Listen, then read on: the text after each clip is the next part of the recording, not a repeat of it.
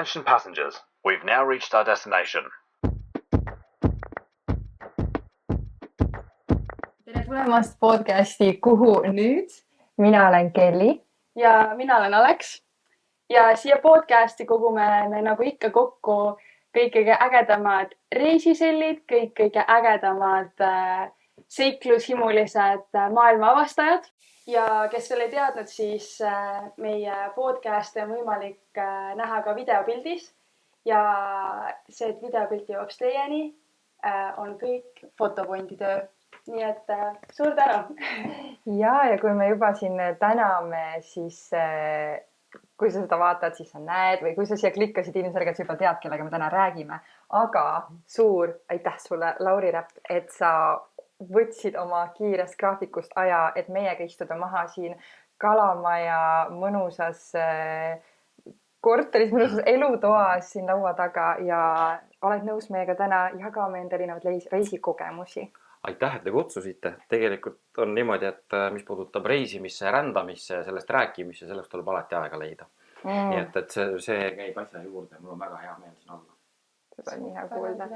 Ja ma tean, et me mõlemad Aleksiga oleme lihtsalt täiega oodanud seda osa ja oleme ka praegu väga elevil, sest et meil on ju alati, või meil oli ka sinuga varem selline kokkupuude, juba tegime sellise kiire Zoomi kõne ja juba seal me jõudsime rääkida erinevatest lugudest ja ma juba seal jõudsin nii elevile asjadest saada, et ma tundsin, ma juba tahan lennupiletit endale broneerida ja ära osta ja ära minna.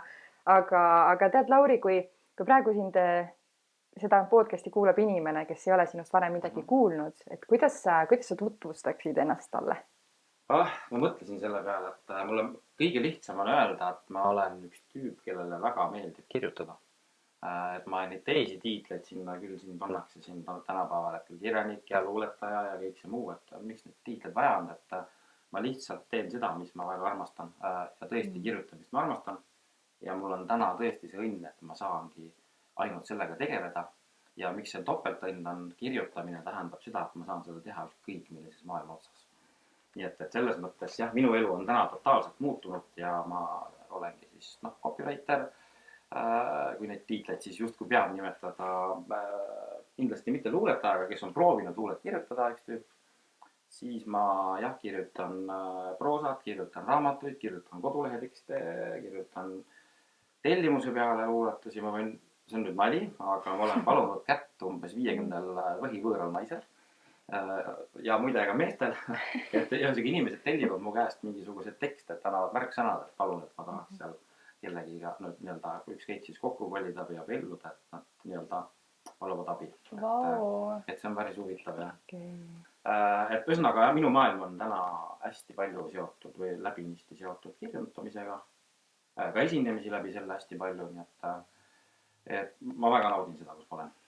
Seda on näha, seda kirgab sinust täiesti nagu välja, kuidas sa väga naudid seda, mis sa teed ja sellist elu, mille sa oled endale loonud ja kui palju sa oled reisinud ja ma lihtsalt, ma nii ootan juba, et me saaksime nende küsimuste sisse sukelduda ja nende lugude sisse ja nii äge. Ma kohe kasutan võimalust, ma räägin selle reisimise ja rändamise erinevus ära, mida ma kogu aeg ütlen, et see reisimine on ka tore, aga minu jaoks see on nagu selline planeeritud tegevus hästi põhjalikult planeeritud, aga rändamine on nüüd selline tegevus, mis selgub siis käigu pealt, et ehk siis ma ei tee suuri plaane, et ma lasen teel olla sisejuhtuda asjadel. Et loomulikult ma ju pean pileti ostma kuskile ja mingisuguseid mõtteid pidama, aga pigem on rändamine selline, ma lasen minna, tuleb teel, mis tuleb. Et ma ei tee plaane näiteks niimoodi, et ma nüüd lähen Nicaraguasse, nii, see vulkaan, see linn, siis on nüüd see koht, siis on nüüd see järgmisel ja siis ma kogu aeg läin niimoodi, et et ma nüüd sinna jõuaks jumala eest, et ma ei taha seda teha. See on selles suhtes äge, et me Kelliga oleme vahel ka päris palju rääkinud, et selleks, et niimoodi võib-olla edukalt siis rännata, et peabki usaldama elu ja vahel ongi teed oma mingid plaane, aga siis mitte hoidma ennast ka 10 küünega kinni. Kui tuleb midagi muud ette, et siis lasta lihtsalt voolata ja usaldadagi elu. Ja ma lisaks ka veel, et minu jaoks ka sellega, et ma justkui alistan rohkem või hoiagi 10 küünega kinni, see jätab ruumi erinevatele seiklustele ja nendele ootamatutele asjadele juhtumiseks ja seal tavaliselt sünnivadki need kõige ägedamad, põnevamad reisilood. Ja just nimelt jah, ja võib-olla veel üks hea selline, ütleme seda minu mõtet näitlikustada, siis on see, et kui ma lähen Pariisi ja käin Eiffeli torni juures, räägin, ma käisin Pariisis, ma nägin Eiffeli torni, aga tegelikult päris Pariis on Eiffeli torni taga, kus on päris inimesed, päris lood. Nad, ma ei tea, nad söövad teisi asju, nad räägivad teisi lugusid, nad käivad teistes kohtades, et jah, seda torni võib ka vaadata loomulikult, aga see ei ole Pariis. Et ükskõik, mis maailma otsaga on sama mõte mul. Absoluutselt, väga nõustan ka sellega. Aga siis võib-olla, kui me nüüd täiesti algusesse läheme, siis millal ja kuidas sa üldsegi alustasid maailmas ringirändamisega? Ma mõtlesin hommikul vara, kui ma jooksmas käisin, siis ma juba mõtlesin selle peale, et kust see alguse sai. Ma ei ole niimoodi päris konkreetselt sellele varem mõelnud. Ja siis mul tuli mingi täiesti veider asi meelde, et mis minu jaoks on selleks vähe nagu natukene seiklusjanu. Ja mul tuli mingi jumala veider mälupilt lapsepõlvest, et kuidas ma hakkasin vist vanematega minema Tartust siis Annelinnast Maalini bussijaama, tol ajal oli Maalini bussijaam ja sealt Viljandisse. Ja millegi pärast ma läksin ilma neid ootamata ma võisin olla mingi 5 aastane, vist läksin ise bussi peale ja sõitsin sinna Maalini bussijaama kohale ja oleks Viljandisse ka läinud, aga mul polnud piletilaha. Nii et ilmselt see kuskilt on olnud ikkagi päris väikesest peale see mingisugune huvi minna nagu kastist välja teha midagi, et minna vaata, mis seal on või seesama asi, et ma olen väikesest peale unistanud, et kui ma seal, ma läksin 5 aastaselt Annelinna, et kui ma vaatlesin sealt rõdu pealt välja, seal maja taga oli tol hetkel Tühermaa, siis ma alati mõtlesin, mis seal taga kuskil on see seal, kus ma ei näe. Et päris see algus on seal, loomulikult tänu minu vanematele, vanavanematele, kes tol hetkel polnud võimalik küll mujale minna, et kes tegelikult vedasid meid siin autodega ju Hiiumaale, Saaremaale, me käisime, Viljandis oli meie lapsepõlvemaa muidugi, et me juba väiksest peale on see kuskil käimine ja telkimine ja kõik need asjad on olnud minu elus. Aga maailm, see tuli kuidagi natukene hiljem minu juurde, ma olen sündinud 77, et teadaolevatel põhjustel ma ei saanud kohe minna kuskil, et ma arvan, esimene välisreis oli Egiptus, kuhu ma ei lähe enam mitte kunagi tagasi. Et see oli charterlend ja kõik selline, see oli üldse esimene Eestisse charterlend, mis läks siis sinna Sarmel Seiki ja see oli ühtepidi üliäge, aga ta oli kohutavalt igav. Et see on jah niisugune ja sealt edasi kõik juba, ma ütlesin seal juba, et ma enam nii ei tee kunagi ja ma polegi teinud. Kusjuures Egiptusega seoses, mul ei ole endal kunagi olnud sellist tunnet ka, et tahaks Egiptusesse minna, et sellega ongi selline kuidagi mulje, et all inclusive hotellides olemine. Aga nüüd täna üks minu parimatest sõpradest on üks Egiptuse tüdruk, kellega ma Rootsis sain tuttavaks.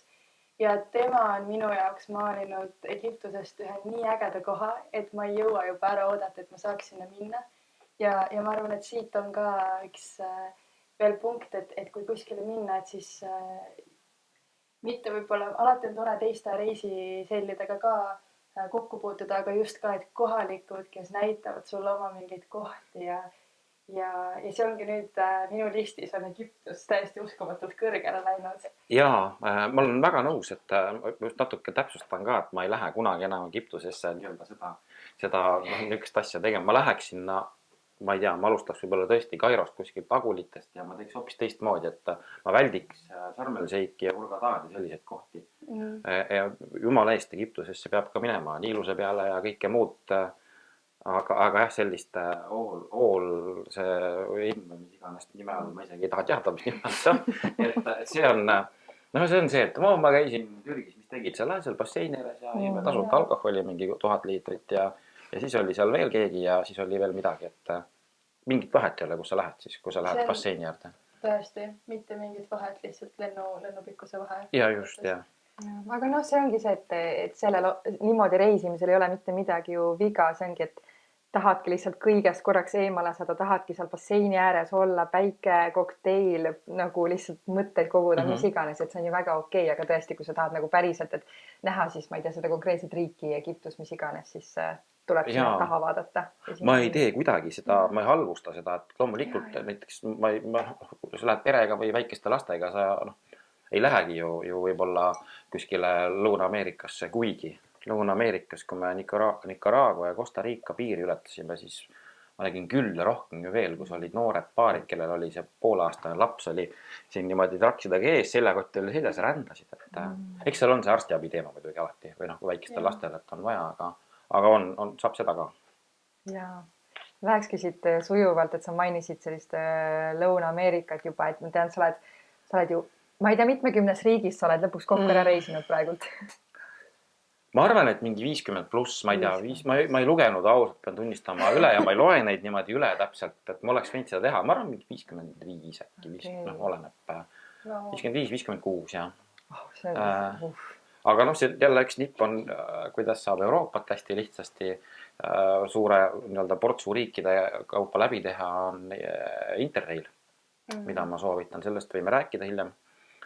Ja tihtipeale, kui me oleme läinud kaugemale, me oleme üritanud, kas siis mina või meie, võtta mitu riiki korraga ikkagi, et kui ikkagi sõita kuskile tõesti väga maailma teise otsa või Aasiasse, seal ongi mõned väiksemad riigid, jutumärkides väiksemad, siis saab mitu asja teha korraga, et eks ta sealt koguneb jah, et ma ei saa ka käia nii, ma tahaks rohkem käia, ma käin ikka pikkadel reisidel või rännakutel käin pigem korra või maksimum 2 aastas ja siis väikseid, sutsakaid. Aga need pikad reisid, et kui pikad need sul tavaliselt on? Kas kuu või 2? Kuu pigem, kuu kuni 1,5 ja sõltub siis, et sõltub võimalustest. Kuna ma nüüd siin ennem kisasin ja rõõmustasin, et ma saan nüüd kirjutada ükskõik mis maailma otsas, et nüüd ma seda saan teha, et mul ikkagi oli see selline, ma ei saa öelda, et päevatöö, ma olen eraettevõtja olnud pikalt. Aga ma ikkagi, ma ei saanud olla kuude kaupa ära. Küll aga meil see plaan oli, nagu ma ütlesin, et me ei tee plaane, ehk siis edasi-tagasi pilet kõik, et kõik, mis sinna vahele jääb, meil ei tea kunagi. Okei, väga äge. Ja me täna keskenduksimegi rohkem sinu Lõuna- ja Kesk-Ameerika, ütleme siis rännakule. Et räägi meile natuke sellest, et kas sa oled seal vist, sa tegidki selle nagu ühe reisina niimoodi, et sa läksid ja käisid erinevad riigid läbi või oled seal mitu korda käinud või? Ei, ma olen ikka palju, päris niimoodi ühe korraga. Võib-olla ongi siin hea rääkida, kui me läheme veel natuke algusse tagasi, et kus see nagu päris see rännupisik alguse sai, see oli Kuuba tegelikult. Ja me käisime, see Kuubale minek oli üldse hästi naljakas, kuigi ma varem olin siin Euroopat kolanud seljakotiga ja nii edasi, aga Kuubale me läksime tegelikult nii, et ülikoolis oli üks igav loeng, kui ma magistris käisin. Ja see magistri seltskond oli enamasti uus ja siis me selle uue seltskonnaga seal kuskil igavas loengus seal chattisime, et kuule, läheks kuskile, tahaks niisugune hull rännukihk on ja siis keegi ütles, et tahaks Kuubale. Tegelikult enam-vähem sellel samal hetkel saime seltskonna kokku, ostsime Kuuba lennupiletid. Sealt tuli kellegi kaudu veel 4 inimest, nii et ma sain 4 reisikaaslasega tuttavaks alles lennujaamas ja siis ülejäänud olid mul ülikoolist üsna värskelt tuttavad. Ja siis läksime Kuubale ja see oli hullumeelne road trip. See oli selline, ma kirjutasin sellest ühe väga halva raamatu ka, ärge lugege seda. See on kehvasti toimetatud, see on kehvasti kirjutatud, aga seal on möllu on kõvasti jah, et me ikkagi kolasime selle Kuuba rummi aurude peal korralikult läbi. Ma korraks küsin ikkagi, et kas sa tahad selle raamatu nime öelda? See ei ole minu Kuuba.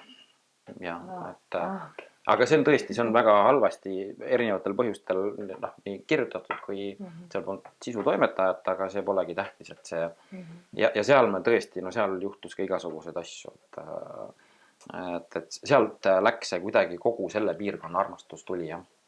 Ja siis, kui nüüd sellele küsimusele vastata, siis me tõesti oleme käinud erinevate seltskondadega erinevatel aegadel riike nii 1 kui 2 kui 3 kaupa läbi, et Peruu ilmselgelt nii suur, et siin sa ei jõua rohkem kui selle kuu ajaga selle ühe riigi teha, Tšiili samamoodi pikk ja kitsas.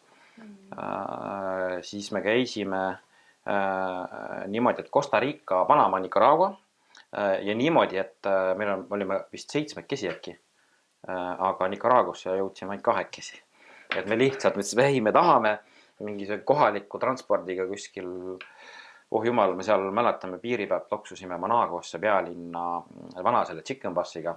See oli täiesti kurguni rahvast täis, see sõitis mingi 4,5 tundi ja ma olin sõna otseses mõttes kogu aeg niimoodi püsti hoidsin. Ühe käega hoidsin sealt torust kinni.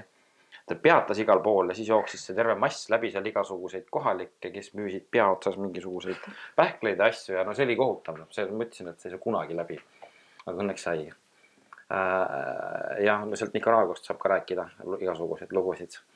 Ja eraldi käisime Kolumbia ja Ecuadori.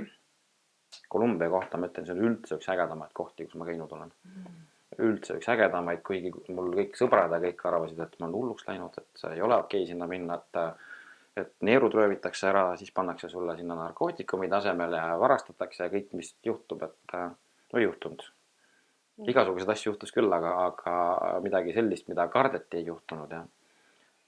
Ma ütlekski, et nende Lõuna-Ameerika ja Kesk-Ameerika riikidega on üldse alati mingisugune selline suur ohumärk vilgub nende nimede kohal alati.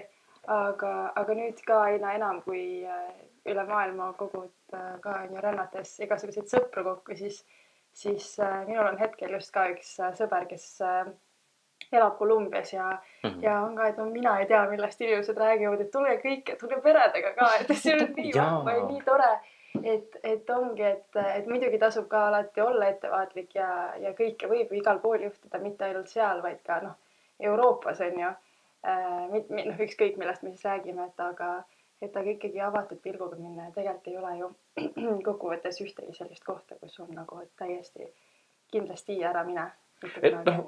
Jah, tegelikult ei olegi jah. No loomulikult me täna ikkagi Ukrainasse teatud piirkondadesse lähe ja Süüriasse, aga see on hoopis teine asi, aga ma olen väga nõus sellega ja seal on veel üks oluline märksõna on see, et ole kohalike suhtes lugupidav, et kui sa lähed sinna nii-öelda Briti poissmehe stiilis, siis lähebki halvasti. Või kui sa lähed sinna üleolevalt, et eriti veel siis madala arengutasemega maadesse lähed sinna, et tead, ma olen siin, ma maksan, ma teen seda, ma teen toda, et ei, niimoodi ei saagi.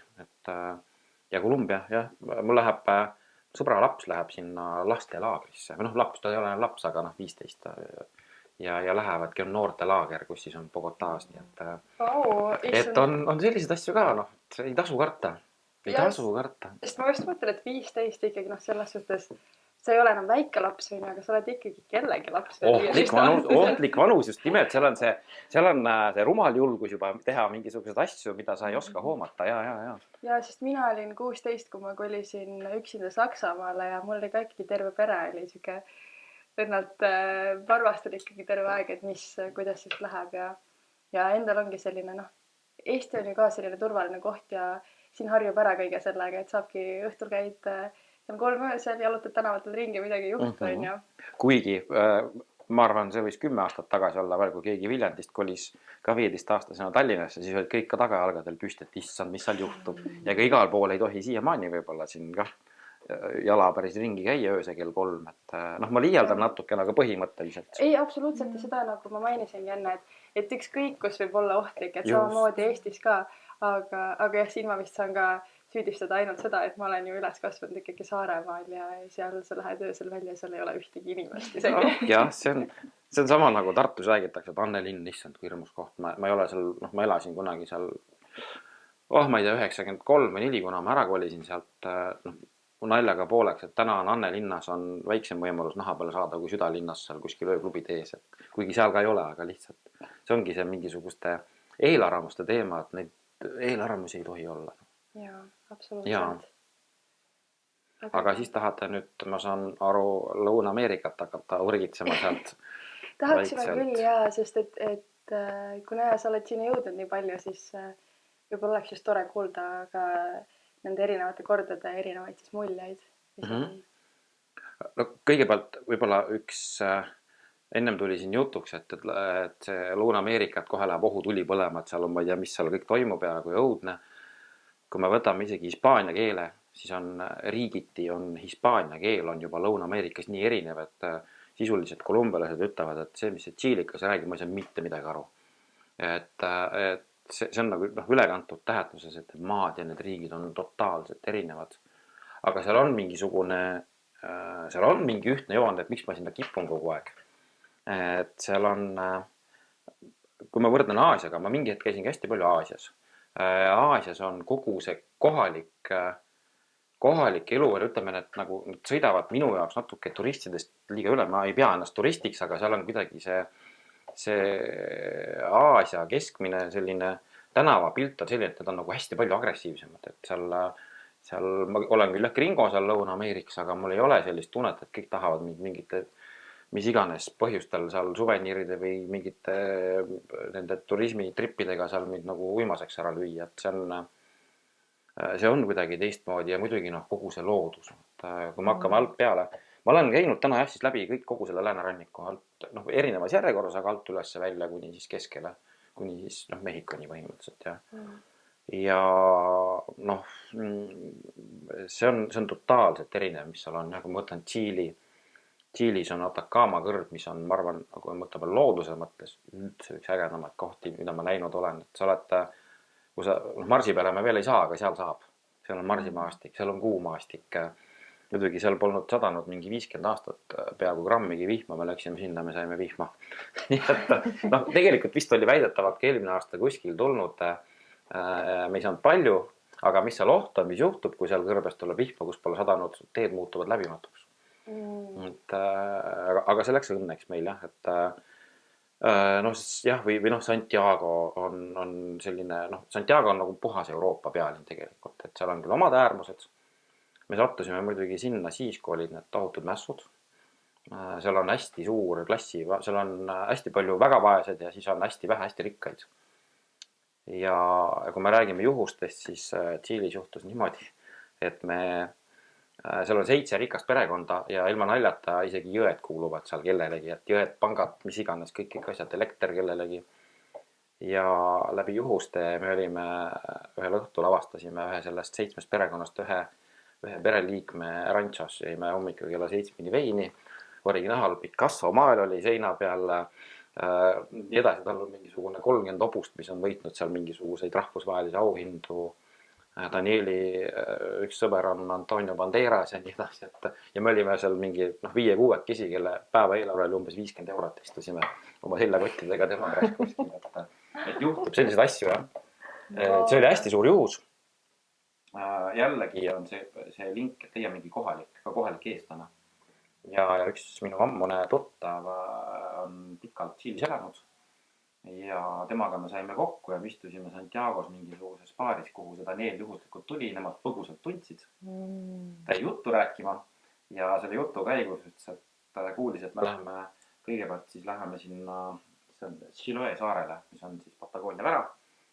Ja ta ütles, et teate, et mul on seal, ma ostsin mingi hotelliketti sinna, ma pole kunagi käinud seal, et seal on mingi hotell mul seal uks, et ma lähen siis vaatama, et kui te seal olete, siis ma sätin sinna, tulge siis minuga lõunale sinna. Me läksime sinna saarele, siis oli see kontrast oli üleäge, et me võtsime mingisuguse majutuse. Kuna me olime suurema seltskonnaga, siis see Airbnb-st see maja oli nagu filmist. Miks oli uus maja, aga see maja sõna otseses mõttes iga sammuga lagunes. Et see oli nagu nii naljakas, et seal mõrad jooksid, aknad ei käinud lahti, siis oli, kui astusid, siis tulid mõrad seina sisse, siis oli WC poti toru teise korrus oma jooksis täpselt liidi juurest mööda, nii et kui me süüa tegime, keegi läks WC-sse, siis see pahises alla sealt, et see oli mingi totaalne skämm või pettus seal või nii-öelda nagu uus majakene, aga tegelikult ma ei tea, mis tasemega see tehtud oli. Ja siis me läksime sinna lõunale, see oli Vaikse ookeani kaldal hotell, kus vist tuba äkki oli mingi 800, alates $800 vist. Ja siis Daniel võttis mind vastu selle, siis ütles loomulikult, et ega ma teid ei lase siit kuskile, et mul on teil üllatus. Üllatus oli siis see, et meil oli seal hotelli taga oli üks mingisugune laev, mis meid vedas siis vaatama delfiine ja kõik neid tegi siis nii-öelda loodusvaatuse. Siis seal laeva peal oli keller, kes jootis meid kohalike pisco saueritega üsna vinti. Ja seal oli mingi snäkid asjad, see keller oli täiesti tipptasemel ja igasuguseid trikke seal. Ja siis me lõpuks siis ütlesime, et me peame oma sellesse imelikku majja minema, just hei, et te jääte siia. Ja siis ta läks hotelli manager juurde, ütles, et ma tulen nüüd siia diivani peale magama, sellepärast, et mul sõpradel pole ööbimiskohta, nad kõik ööbivad minu toas. aga kuna ta oli omanik, siis ütles, et ei, ma kohe organiseerin. Ja me saime igaüks, siis saime toa sinna sellesse hullu hotelli. Wow. Ja siis sealt tuli edasi juba, et tulge mulle Rantso, tulge sinna külla ja läksime. Ja ta ütles ka ühe hästi olulise asja. Ütles niimoodi, et teate, et mul ei ole väga pikka aega olnud sellist seltskonda, kes ei taha minult mitte midagi, kes tahavad lihtsalt rääkida, jutustada, lugusid vahetada ja see töötab. Et uskumatult äge. Ja muide, seal oli tema see Rantso oli siis järve kaldal. Me jõudsime sinna öösel ja hommikul, kui ma silmad lahti tegin järve kaldal, siis ma vaatasin alguses, et mingi jama on, et järve põhjas kappasid hobused ja tolmu lendas. Tegelikult oli põhjus sellest järvel ära kuivanud. Et see kliimamuutused on näha. Et sellest järvest polnud mitte midagi. See oli täiesti... Ütles, et 5 aastat tagasi käis veel ta niisugune... Ta on 60 kuskil täna, 60 pluss, et ta käis veel seal oma mingite veesporti tegemas, täna pole midagi. Kas sa täna ka veel kuidagi hoiad nendega suhtlust või sa jätad need asjad nagu sinna paika? Et kuidas sellega on? Sellega on nii ühte kui teistpidi, et tegelikult kui me sellest hästi põgusalt Danielist rääkime, ta oleks peaaegu tulnud Eestisse oma loengut andma, ta on lisaks kõigile muule, et ta on seal miljonär või miljardär ja tippettevõtja ja kohaliku rahan selle siis, issand juba kuidas, väärtpaberi seaduse autor on ta üks. On ta filosoof, et tal on doktorikraad filosoofias, teema, mis on õnn. Ja pidi tulema sellest Eestis rääkima, aga ma suhtlen küll jah, et ma ju Nicaraguas sain ju täiesti läbi juhuse tuttavaks inimesega, see on lugu tegelikult, mida ta saab rääkida. Ma olen sellest ka kirjutanud, aga kuidas ma Nicaraguas läbi juhuse sain, ühesõnaga nagu ma rääkisin meid plaane ja meil ei olnud mingit plaani, me sattusime siis Nicaraguas Ometepe saarele. See oli selline huvitav saar, 2 vulkaani, üks töötas, üks ei töötanud. Seal olid metsikud kodusjad, kes mind rolleriga pikali jooksid, ma olin igatapidi katki ja puru. Ronisin hambad ristis, pärast veel nii-öelda higi, veri ja pisarad läbi seegi kuskile mingisuguse mittetöötava vulkaani otsa veel. Neid asju tuleb teha. Ja siis me läksime sinna kohalikku ööklubisse. See ööklubi oli, see oli päris kole. Seal olid muldpõrandad, seal peol olid koerad lisaks inimestele. Need koerad siis käisid seal Discord puldi all, kus olid jääkuubikute kastid, käisid seal jahutamas ennast ja need kuubikud pandi kokteili sisse pärast. Ja see muusika oli nii kohutav, et ma ütlesin, et nii, et kohe hakatakse mind kohalikule saare jumalale ohverdama, et ma läksin välja sealt klubist ja väljast istus mu mingi paar minutit hiljem, istus mu kõrval üks tüdruk. Tuli ka sealt välja, ütles, et tuli välja ta Rootsist ja ütles ka, et kohutav ja rääkisime seal omavahel nagu ikka need seljakoti reisijad mingid lugusid ja siis selgus, et me läheme samasse linna. Ja siis, kui me hakkasime, et seda lühidalt teha, seal on hästi palju naljakaid nüansse veel, aga põhimõtteliselt siis me leppisime kokku, et me saame seal San Juan del Suris kokku, et vahetame Facebooki kontakte ja siis ma ütlesin, et jaa, vahetame, et ma olen Lauri Räpp. Sest ei ole võimalik, et tema on Jennifer Grapp. Siis ma naersin, et Räpp ja Grapp läheb riimi küll, on ju, et mis on siis ikka. Sest ei, et aga tead selline lugu, et minu vanaema ja vanaisa on eestlased, nad on räpid. Nad põgenesid teise maailmasõja Rootsi ja siis mina olen siis nüüd rootsistatud perekonna nimega. Räppist sai Grapp, kõik räpid on minu sugulased. Ja me täna viisin kokku kust kaudu me oleme sugulased ja me hästi põgusalt suhtleme tänaseni. Nii et ma sain juhuslikult valitud mingisugusel hetkel, mingisuguses pärapõrgus Ometepe saarel tuttavaks oma sugulasega, kellest mul on aimugi. Wow. Et selliseid asju juhtub ka. Ja neid on veel, neid juhusid on üldse palju ja me ikkagi suhtleme. Costa Ricas saime tuttavaks ühe rootslastest ajakirjanike paariga, kellega just Ceciliaga ma rääkisin veel, soovisin õnnedele nädal aega tagasi 2. Et ka täiesti juhuslikult taotasime bussi, et sinna Monteverde mägedesse sõita ja sealt kuidagi läks edasi. Neid on palju, suhtleme. Okei. Jaa, väga kihvt, sest vahel on jah kuidagi niimoodi, et reisid kohtad kellegagi ja siis, ma ei tea, järsku lähevad teed lahku ja ei jõuagi kuidagi mingit kontakti vahetada, aga alati selles suhtes on äge, et kui see ei tähenda ju seda, et kõik sõbrad, kes sa endal kokku korjad ümber maailma, et sa pead nendega siis igapäevaselt suhtlema jääma. aga et juhuslikult, kui satute maailmas ühte paika, et siis on ikka alati äge ja põnev saada kokku uuesti. Ei, see on tõesti jah, ja ega sa ei peagi ju nendega saama nüüd kohe homme uuesti kokku või kuule, et nüüd hakkame iga aasta kuskil maailmapunktis kokku saama, et pigem need kohtumised tulevadki pärast ringiga ja juhuslikult kõige ootamatumal hetkel, mis ongi äge selle elu puhul just, et sul on just küsimus vist vaadata. kas ma tundun niimoodi valmis? Ei, mõte käis samal ajal jah, et sa mainisin seda ööklubi, mis mulle, muide, see lugu tuli mulle tuttav ette, sest et see on ju siinsamas raamatus olemas, eks ole. Jõula loen siit pärast midagi. Maailma lõpus on kohvik, on siis selle raamatu pealkiri ja väga-väga mina isiklikult soovitan seda lugeda, et lugesin läbi ja tekitas kohe sellise tunde, et tahaks nüüd kohe jälle minna reisile, pakkida oma 5 asja seljakotti ja lihtsalt minna, et see pani mind naerma, see pani mind nutma, lihtsalt pakkus nii palju ja väga lihtne seda lugeda. Ja sa mainisidki seda ööklubi ja see tundub päris kuidagi üldse nagu natukene selline ohtlik olukord või üldse, et nagu, ma ei tea, väga palju saab ju valesti minna sellisel, eriti kui mingid koerad kuskil lakkusid mingisugused jääkuubikuid on ju, mis pärast siis pandi jookide sisse. Et kui palju sa ise üldse sellel, ma ei tea, Lõuna-Kesk-Ameerikas oled kokku puutunud mingisuguste ohtlike olukordadega, kas oled? Eks ikka jah. No, ohtlik on ka niisugune suhteline mõiste, et ohtlik on kodus ka olla, et seal ka trepist alla kukkuda või mis iganes, aga ei, tõsi ta on, et me läheme või mina kipun ka ronima, oma nina toppima sinna, kus nagu esimene mõte on see, et see pole mõistlik, et mitte, et ma ei lähe kindlasti otsima nüüd seda, et mingi jama tuleks. Aga näiteks me käisime, mul tuleb meelde kohe Ecuadori pealinn Quito, mis on muide maailma 5 kõige ohtlikuma pealinna nimekirjas. See ohtlik tähendab mitte seda, et sind kohe ära röövitakse, et seal on kõige hullem liiklus, kõige rohkem heitgaasi, kõige kehvem arstiabi, kuritegevus loomulikult igasuguses tasemes.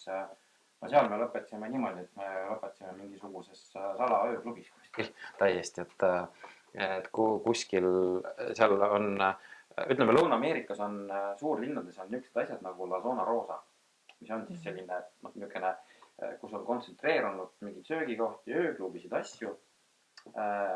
Ja need on erinevates riikides, erinevates linnades. Seal on suht-koht turvaline. Seal lõppes pidu ära, meil oli vaja edasi pidutseda, siis olid seal mingid vihmavarjuga mehed. Ja siis ütlesid, et meil on üks salakoht. Me olime loomulikult ja me tahame ka salakohta. Siis teekond oli selline, et kuskil mingi hetk me olime täitsa kuskil, ma ei tea, mingis agulis.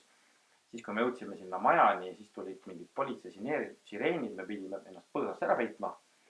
Siis tulime sealt välja, siis läksime uksest sisse, siis sõitsid mingid metallne, turvauksed sinna sisse, olime mingis majas konkreetselt nagu kinni, mingi hiiglasuur maja.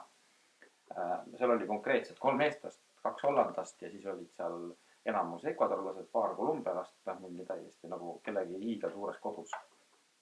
Ja me saime sealt välja hommikul 9 alles. Siis oli küll selline tunne, et okei, et seal oli küll selline, et ega me olime seal sõbralikud hästi nagu alati oleme, aga me olime igaks juhuks madalamad kui muru, et jah, neid asju tuleb ette. Aga veel kord, see rändamine ei tähenda ööklubides kolamist. Vahepeal ikka lähed, aga pigem on ikkagi need, ikkagi ägedad hetked on need mingid, ma ei tea, Amazonas ja vihmametsad ja asjad, kus on, seal on nagu päriselt äge, et rändamine kindlasti ei ole mööda ööklubisid kolamine. Ja seal on, neid ohtlikke olukordi on palju olla tegelikult. Aga siis, kui me juba oleme selle ohtlikkuse teema juures, siis tegelikult enne salvestust sa mainisid ka ühe konkreetse asja, mida sa jõudnudki lähemalt puudutada, aga mina tahaks väga teada, et kuidas ja kus sind siis mürgitati? No see mürgitati on nüüd, ma ise ka ütlesin mürgitati, see on natuke liialdatud, tegelikult see juhtus Manilas, jah. See on üks koht, kuhu ma ei taha enam kindlasti kunagi tagasi, sinna mul üldse ei meeldinud. Me tegime tookord mingit Aasia trippi vist 4 riiki äkki, käisime läbi. Ja Manila oli just kui vahepeatus, me tulime sealt lennujaamast maha. Meil oli plaan minna Boracaile, nii-öelda pikas plaanis, aga me ikkagi rändame mujal ka. Ja läksime 1 ööks Manilasse, millest sai kohe 2 ööd, sellepärast, et meid mürgitati ära. ehk siis tegelikult me ronisime mingisse piirkonda, mis ei olnud väga okei, seal oli küll hästi palju ka turiste, hosteleid. Ja sisuliselt oli see niimoodi, et me läksime, ostsime mõlemad kõhurohuks mingi 0,2 selle mingi kohaliku, mis seal oli, ta viski või brändi või ma ei teagi. Viime selle ära 2 peale, mis oli üks lonks sisuliselt. Läksime esimesse baari, võtsime mõlemad 1 koroona ja sisuliselt on järgmine pilt hommikul hostelis. Mis sinna vahele jäi, ega ma suurt ei tea, kõik raha oli, me teadsime, et see on ohtlik. Me ei võtnud kaasa, ei kaarte mingeid asju, meil oli taskus oli hosteli aadress ja oli raha oli kõik läinud. Aga me olime saanud tuttavaks mingite inimestega tänaval, kui me olime juba sellised. Ühesõnaga nad nägid, kuidas me tulime sealt baarist välja, me sisult kukkusime ära ja mingi hetk nad vedasid meid hostelisse siis. Aga mis seal täpselt juhtus, pole õrna aimugi. Igal juhul need sildid olid igal pool nende ööklubide seinte peal sellised, et oma relvadega mitte siseneda mingi täitsa nagu veider oli jah. Ja siis loomulikult meil oli mingi tohutu ilma alkoholita tuumapohmell sellest ühest koroonast ja mingist lonksust. Ilmselt see pandi koroona sisse, et varastatakse raha ära ja kõik. Siis me pidime 9 ööks veel sinna jääma. Siis läks seiklus edasi, me läksime järgmine päev, me ütlesin, et me hakkame siis Boracaile minema päev hiljem. Jõudsime kuskile sadamasse lõpuks mingi kohaliku transpordiga.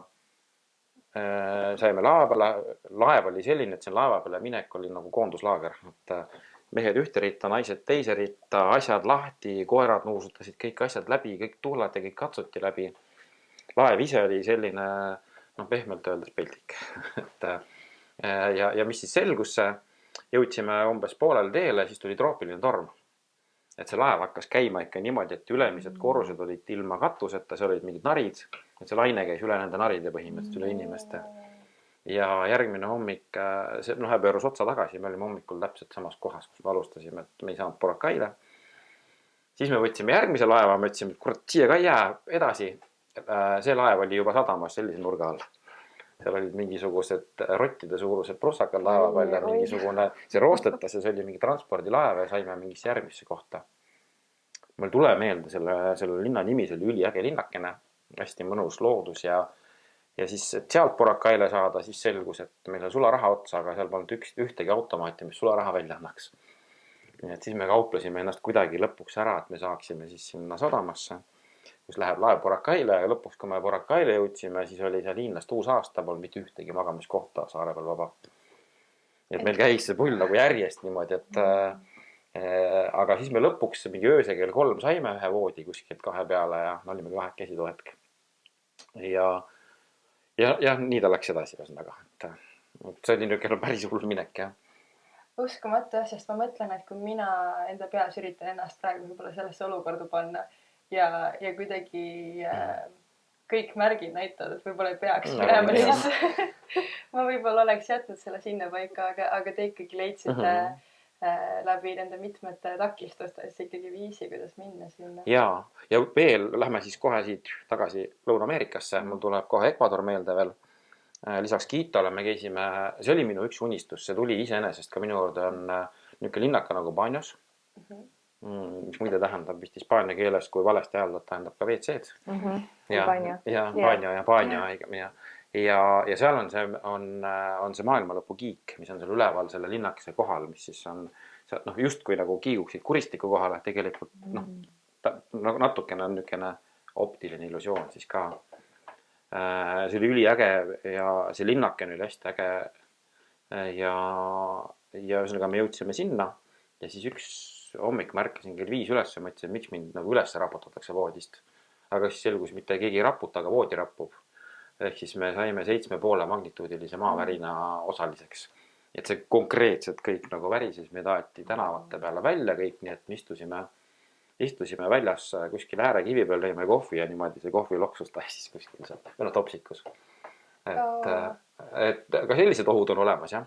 Aga selle peale ma nüüd küsin, sest et mina ka nüüd just eelmine aasta oma elus esimest korda sain maavärinat kogeda, kui ma olin siis Mexico City's ja kusjuures just sellel päeval, kui nendel on üleriigiline see õppuse päev Mhm. kuna just sellel, issand, nüüd mul ei ole seda kindlat kuupäeva, millal see toimub, aga sügisel millalgi, kus nendel oli vist nüüd juba 25 aastat tagasi äkki, oli suur maavärin ja siis täpselt samal kuupäeval oli 20 aastat hiljem, ehk siis nüüd 5 aastat tagasi ja nüüd eelmine aasta oli jälle täpselt sellel samal kuupäeval.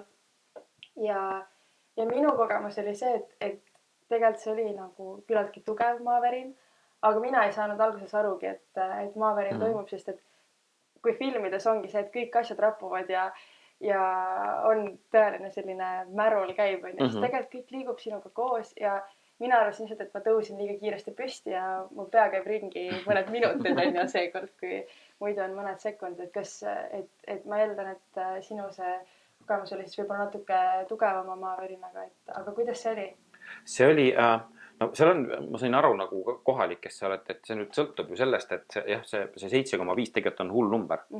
Et oleks, justkui tundub, et kõik oleks pidanud seal kokku kukkuma, aga see sõltub sellest epitsentrist ja sügavusest ja madalusest või mis iganes, et kui kaugel sellest oled ja mismoodi ja kas ta raputab siis kuidagi niipidi või niipidi. Aga see ikka ehmatas ära, jah, et ta ei olnud nagu õudne, unesegane ka, aga ta ikkagi rappus konkreetselt, et siis mõtlesin ka, et okei, et ma ütlen, et oli huvitav kogemus. Sest et jaa, selles, nagu sa ütlesid ka, et ei olnud õudne.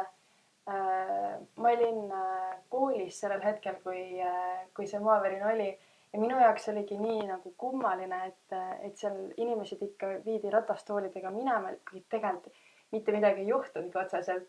Aga siis ma mõtlengi, et me oleme siin rahulikus Eestis, kus ei ole selliseid asju ja sa ei oskagi nagu midagi arvata.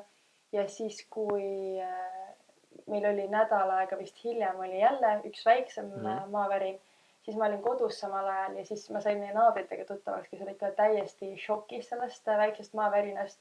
Ja siis tegelikult saadki aru sellest, et me ei oskagi nagu midagi karta, aga nemad on näinud neid kõige hullemaid olukordi.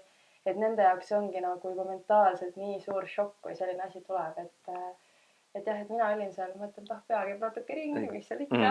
See on see, et kuula usalda neid kohalikke, usaldusväärselt kohalikke, et kõiki kohalikke ei tohi jumala eest usaldada, et see on ja selline, et nii on jah, et nemad ju teavad oma keskkonnast neid asju.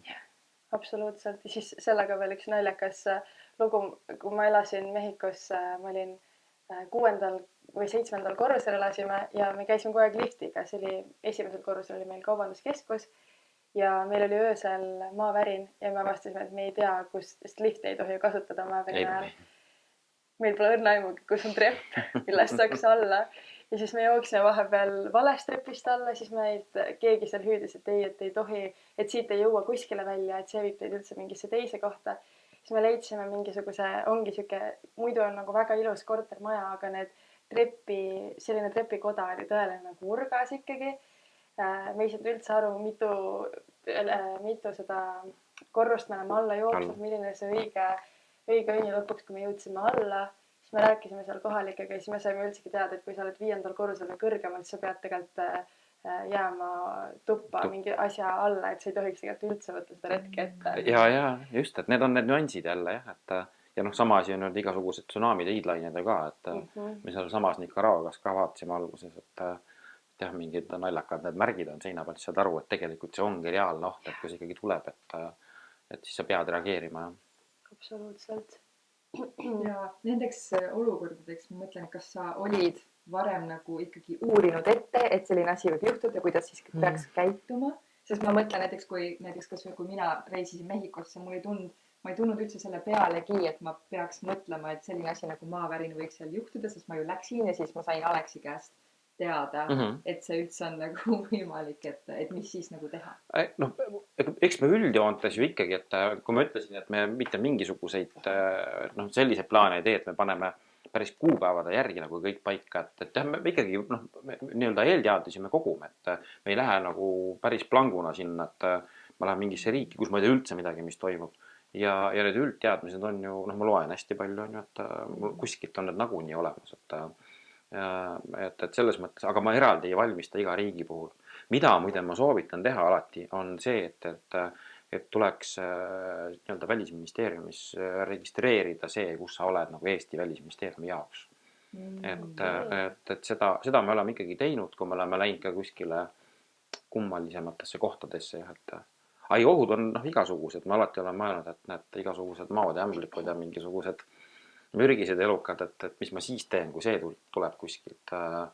Me olime Costa Ricas seal samas, mina jõudsin küll Nicaraguast neile järgi hiljem, aga seal olid siis skorpionid, mis ei ole küll surmavad otseselt.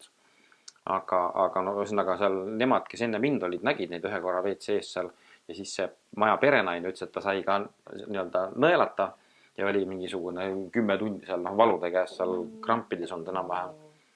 Ja kõik, kes WC-s käisid, siis kui oli vaja istuda, siis olid jalad seal poti ääre peal ja keegi julgenud. See tekkis ikkagi see selline nagu alalhoiuinstinkt, et ma ei taha saada nõelata. Et see on ja natukene, kui me olime mu hea tuttava Ivo Tšeterkini selles Peruu, Amazonases päris metsas nagu. Tal ise meeldib öelda see, et kui te lähete sinna Iquitosesse, mis on siis maailma ainukene linn, kuhu ei mitte ühtegi maanteed ei vii. Et ongi, ilmselt on neid veel, aga ta on täiesti pärapõrgus seal. Et kui te lähete Iquitose kõrvale kohe, siis see on selline umbes, et ma ei tea, et lähed siin samas Tallinna lähedale metsa kuskil, et minna päris vihmametsa, siis temal on need hütid on ikka päris pärapõrgus ja seal on ka see tunne, et kui see Amazonas seal on kõik asjad olemas, et mis ma siis teen. Aga jällegi see, et sul on kohalik inimene, kes teab, kes on valmistunud selleks. Ja kui ebaõnn on, siis on ebaõnn on ka siin kodus. Jaa, see. Kas te soovite äkki, kui me sinna juttu viisime sinna Peruu ja selle peale, et see oli ka üks äge, see oli mu viimane pikem reis, kus ma käisin ja tõesti see Amazonas see on midagi ägedat, et ainuke asi, millest kahju on, et me ei näinud nagu päris seda anakondat.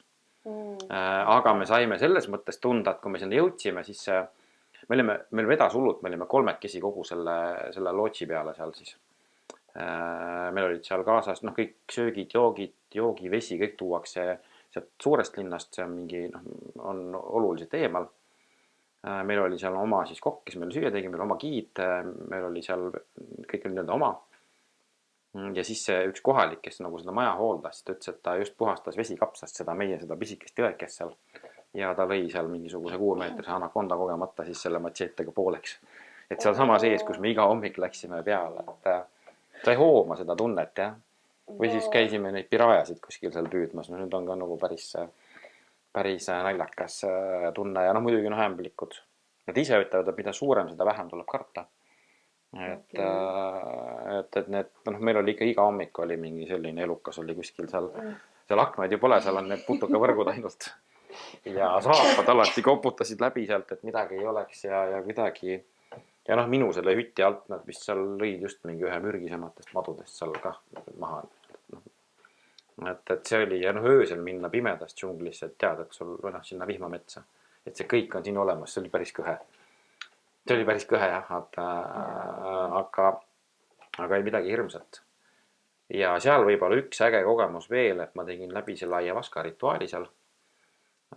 Ja ma ütlen, tehakse seda ka Eestis seda mingil määral, aga ma arvan, et mina ei teeks seda kunagi siin. Mitte sellepärast, et ma kardaks midagi, aga mingid asjad on, mida tuleb kogeda siis seal, kus ta päriselt on.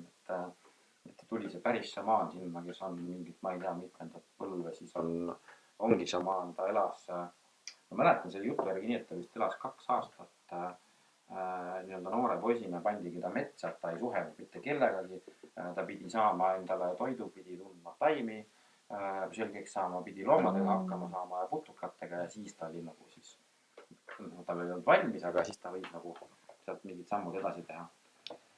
Enne kui meil on see isegi täitsa plaanis, et me võtame selle teemaga ette, aga enne kui me sellega jätkame, siis mina alles eelmise aasta sügisel kuulsin seda sõna ayahuasca esimest korda. Nii et ma arvan, et meil võib olla ka päris palju kuulajaid, kes võib-olla ei ole kuulnud, et enne kui me hakkame rääkima rohkem sinu kogemusest sellega, et siis seleta korraks, mis on üldsegi. See on siis, ta ei ole kindlasti mingi narkootiline aine ega otseselt hallutsinogeen, et ta on siis üks selline, see on väga pikkade traditsioonidega siis rituaal, mille jaoks siis sai Ashkan, see on üks selline, noh, teevad seda vist, oleneb sellest piirkonnast, teevad mingisugusest väga kindlatest taimedest, seal on 2-3 asja, mis nad panevad sinna sisse ja siis selle rituaali käigus siis sa jood seda siis jooki, see õudselt vastika maitsega, see oli väga paha maitsega. Minu meelest ei olnud, ma olen ka seda teinud, aga see vist oleneb, on ju. Täiesti oleneb, ja. Et ja seda tehakse väga erilisel moel, ma nüüd detaile isegi ei tea. Ega nad ju ei räägi ka, et see on ju nii-öelda see saladus ja siis ta on justkui nagu siis ka puhastusrituaal. Mulle pandi kohe, see oli hästi huvitav, et öeldi, et nüüd tuleb see šamaan, et arvestab, et sul võib paha hakata, sul kõht lahti minna.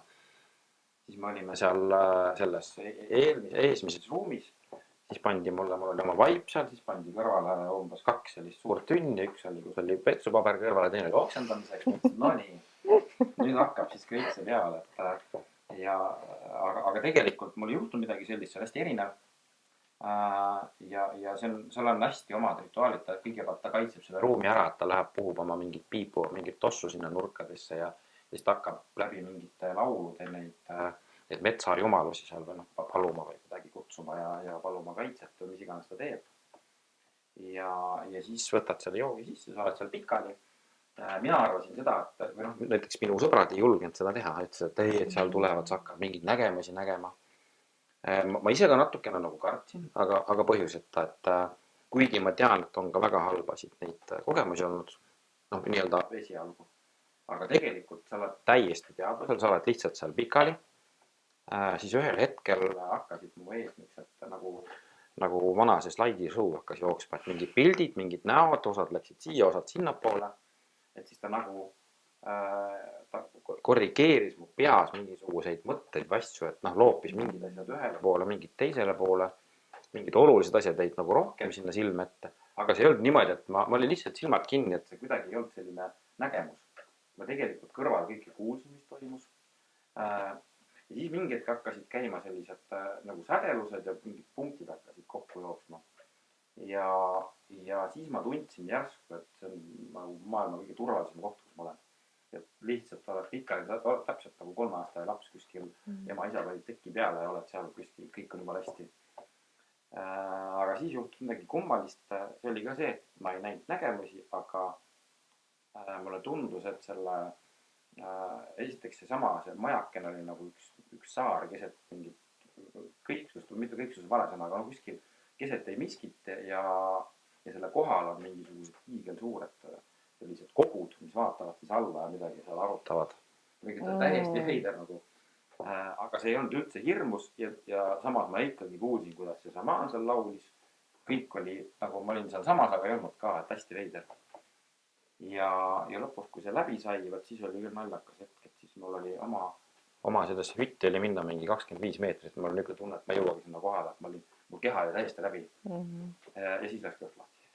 Õnneks seal toas. Ja mis veel kõige kummalisem oli selle asja juures, et miks ma usun, et selles on midagi. Et siis üks inimene, kes minuga kaasas oli, kes ei teinud seda rituaali, ta magab kõrvatoppides alati ja ta ei kuule mitte midagi. Ta magab, ütleme 50 meetrit sellest eemal. Ta hommikul rääkis, et tead, ma kuulsin seda rituaali nagu sõna-sõnad pealt. Ja ta ütles mulle, et mingid põhisilbid ütles ette, et siis ma tegelikult just kui magasin, mul need tropid olid kõrvas. Ta ei tea, mis juhtus, väga imelik. Wow. Et siis mõtled küll, et nagu täitsa uskamatu. Wow. Ja ta ei kuule seda, mis tal elukaaslane kõrval ütleb või teeb muidu. Ja seda kuulis. Wow. Ja pärast ma olin järgmised 2 kuud, ma olin nii, et kõik on jumala rahulik, kõik on jumala malus, kõik on chill, ei mingit muret. Kas teil oli üks nagu tseremoonia siis, et ühe korra nagu jõite ja et ei ole nagu, et alla mitmel järjestikusel päeval on nagu sama asi? Ainult üks ja mul oli eriline õnn olla ainukene, kelle seda tehti. Üks ühele. Üks ühele, jaa. Nii et ma olin täiesti, ma sain nii-öelda privaatetenduse siis. Et see oli nagu üliäge kogemus, jah. Ja see siis ei olnud nagu ette planeeritud niimoodi, et juba alla 6 aeg ette tead, et lähed ja... Ivo küll soovitas, ütles, et tee, aga ma pigem otsustasin selle seal koha peal, jah. Et see samaan tuli kuskil teisest külast, tuli spetsiaalselt kohale sinna. Kõik see oli niisugune või see oli äge jah, see oli viimase aja üks paremaid puhkuseid. Me olime 6 päeva või 5 päeva ilma mobiililevita ja meile pakuti, et me läheme sinna Amazonase, sinna suudmesse, et seal on levi, võtke telefonid kaasa, me ei võtnud. Ei taha. Ja noh, mina tegin ka seda ayahuasca, ma siis käisin retriidil Mehhikos, aga mida meile ka seal räägiti, et ongi see ju tegelikult ongi Amazonasest on ju, esiteks see, mis sa ise ka välja tõid, et mida lähemal sa oled justkui sellele kasvukohale või sellele ayahuasca kodule, siis seda parem ja samal ajal, et tegelikult tänapäeval, kuna see on aina populaarsem ja nii palju läänes inimesi, turiste, kõik ju tahavad seda nii-öelda quick fix'i, seda kiiret lahendust ja lähme ja teeme, aga samal ajal see on ka, et sa pead väga-väga ikkagi kuulama mingeid soovitusi, millise šamaani juurde minna, et kindlasti oleks keegi, kellel oleks mingi isiklik kogemus olemas, sest väga palju tegelikult kasutatakse inimesi ära, kuna täpselt nagu sa ütlesid, et sa ei ole justkui enda kehas, sa oled küll seal, sa saad aru, samal ajal sa ei ole seal ja tegelikult, et see on isegi mingid šamaanid kuskil seal Amazonases ka võivad väga inimesi ära kasutada, et seda peaks alati vaatama. Väga nõus, et nende asjadega, see võib-olla kõige parem näide on mul Kolumbiast, Medellinist, mis on üks äge linn, see oli ju 15 aastat tagasi maailma mõrva pealinn. Täna ta on sisuliselt maailma innovatsiooni pealinn. Ja seal on äge, kuidas seal on, keegi ei taha teada mitte midagi sellest Pablo Escobarist, kohal mitte midagi. Nad ise ütlevad, et see on üks mees, kes on Kolumbia passi ära rikkunud. Ja seal on siis nüüd on mingid Escobari tuurid, mida tehakse. Need inimesi viiakse kohtadesse, näidatakse, et siin oli Escobar, tegi seda, tegi toda. Me suhtlesime seal kohalikega, päris kohalikega. Need Escobariga seotud põhilised kohad on maha lammutud, seal on mingid pargid, muud asjad, et midagi pole alles. Et ehk siis see on see sama, ära usu seda, et see on alati, et mis sa saad. Et see kõlab veidralt või teaduslikult, aga see allika kriitilisus on hästi oluline. Et mis on mass, üldjuhul seal on midagi valet. Et seda massi asja või mingid turistipaketid, ükskõik mis maailma otsas, seal on selline üle otsa asi, et proovi leida seda kohalikku puutepunkti. Ja, absoluutselt. Ja, et selles mõttes see on nii oluline. Aga siis, kui me lähme siit näiteks teemaga edasi natuke, et kui me mainisime, et sinu rännakud ei ole siis ühest 5 tärni hotellist teise, on ju, et kuidas selle rahalise poolega on, et kui palju sa ikkagi, mis on mingisugused asjad, mille pealt sa võib-olla ei hoia kokku ja millised on võib-olla just asjad, mille pealt sa hoiad kokku ja kui ma ei hakkagi rohkem täpsustama, sest sul on lai küsimus, mida vastata. Jaa, kuskil, vist äkki oligi Ivoga me rääkisime sellest või kuskil sai räägitud, et tegelikult on niimoodi, et ükskõik millisesse maailma otsa sa lähed, siis kuskil keskmiselt 50 euroga päevas on võimalik väga hästi hakkama saada. See sisaldab ööbimist, söömisi, kõiki neid muid asju, mida sa teed. Oleneb nüüd sellest kaugusest, kas mõnikord mahub ka lennukipilet sinna sellesse nii-öelda eelarvesse sisse, mitte ainult kaugusest, aga ka sellest ajast, mis sa oled. Aga see 50 eurot päev on kuskil selline maagiline number, et mis tegelikult enam-vähem kehtib. Et me ei saa, kui sa lähed Tokyosse kuuks ajaks, siis ilmselgelt sa ei saa 50-ga hakkama, aga ma pean silmas sellist seljakotiriisi, et 50. Millest ma kindlasti ei loobu, mis on ka odav jälle, ma ei loobu kohaliku toidu proovimisest näiteks.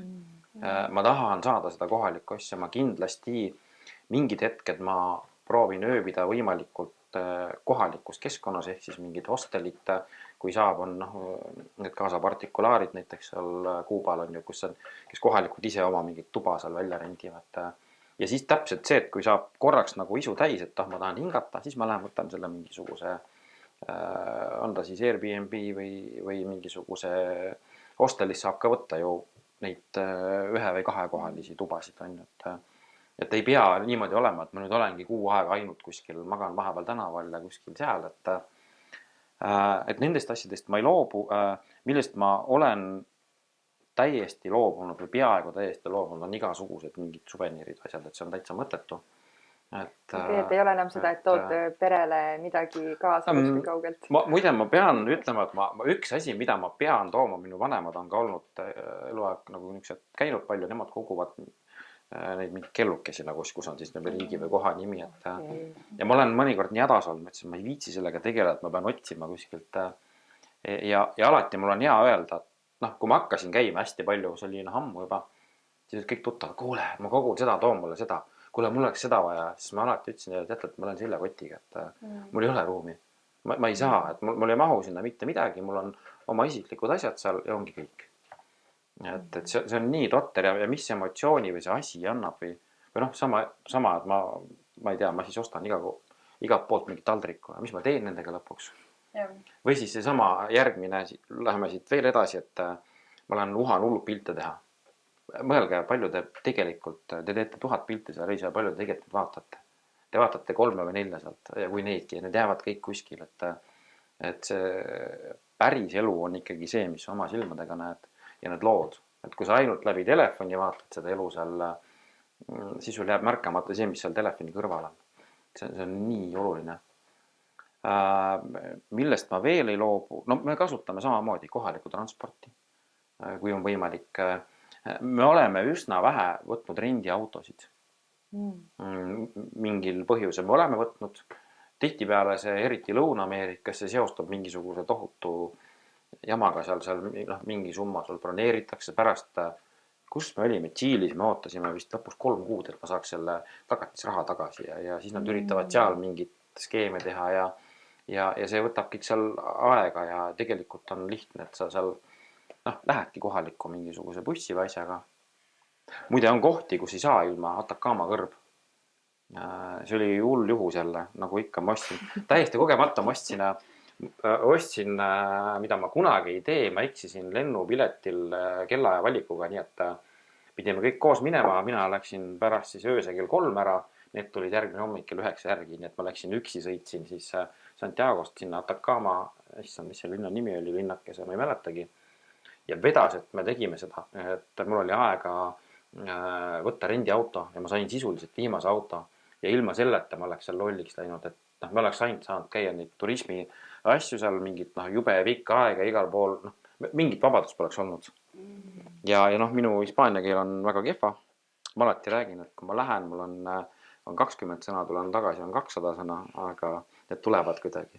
Ja siis ma istusin seal Atacama lennaamas, ma põhimõtteliselt umbkeelsena siis kauplesin seda autot seal, see oli päris naljakas. Aga sain kätte ja tänu sellele me käisime ikkagi seal kohad läbi, kuhu me poleks eluski jõudnud. Et seal ei saa ilma. See on äge jah ja kuidagi jah, ma ei oska nüüd mingit konkreetset näidet tuua, aga ka ikka mõned kohad on, kui sul on oma transport, et siis sa jõuad ka kuidagi täiesti suvalistesse kohtadesse, kuna ikka transpordid viivad sind üldiselt nendesse turistikohtadesse ja siis seal nad ka lõpevad.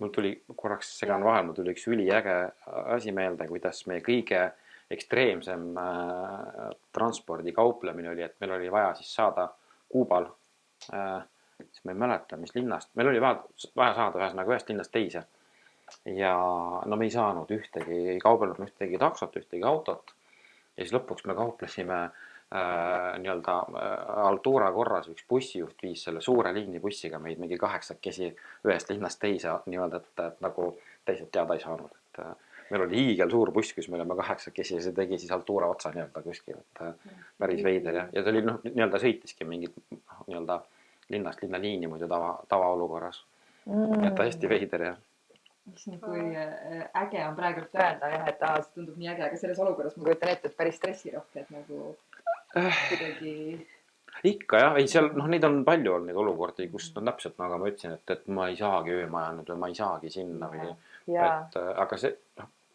ei tundu koha peal selline, et nüüd ongi see nagu kogemus, et mis seal ikka siis et kuidagi ikka saab jah.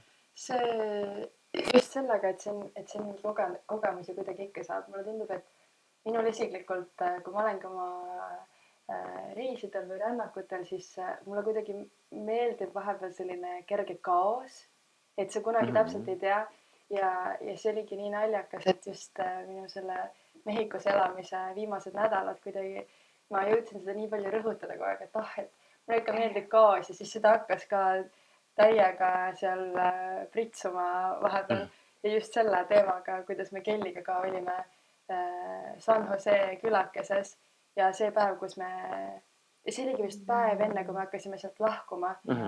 Järsku seal liikusidki tuk-tukiga ringi, olid nagu see kohalik takso nii-öelda ja tänavad on kõik tühjad, aga meil oli suht pikk maa ikkagi oma sellest väiksest majakesest nagu linna ja siis tuli välja, et mingisugune teedeblokk on, et keegi ei saa linna sisse, keegi ei saa linnast välja ja meil on järgmine päev vaja ära saada, et okei, need tuk-tukid ei tööta, käime oma mõned kilomeetrid siis linna, ei ole probleemi.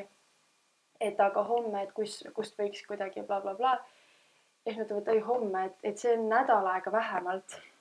Aga selleks hetkeks minul oli see täiesti reisi lõpp niimoodi, et tegelikult ma oleks siis nädal aega hiljem juba pidanud olema Mehhiko City lennujaamas, et Eestisse lennata. Ja mul oli töö ja mingid olulised asjad, et me pidime kindlasti järgmisel päeval jõudma kuskile.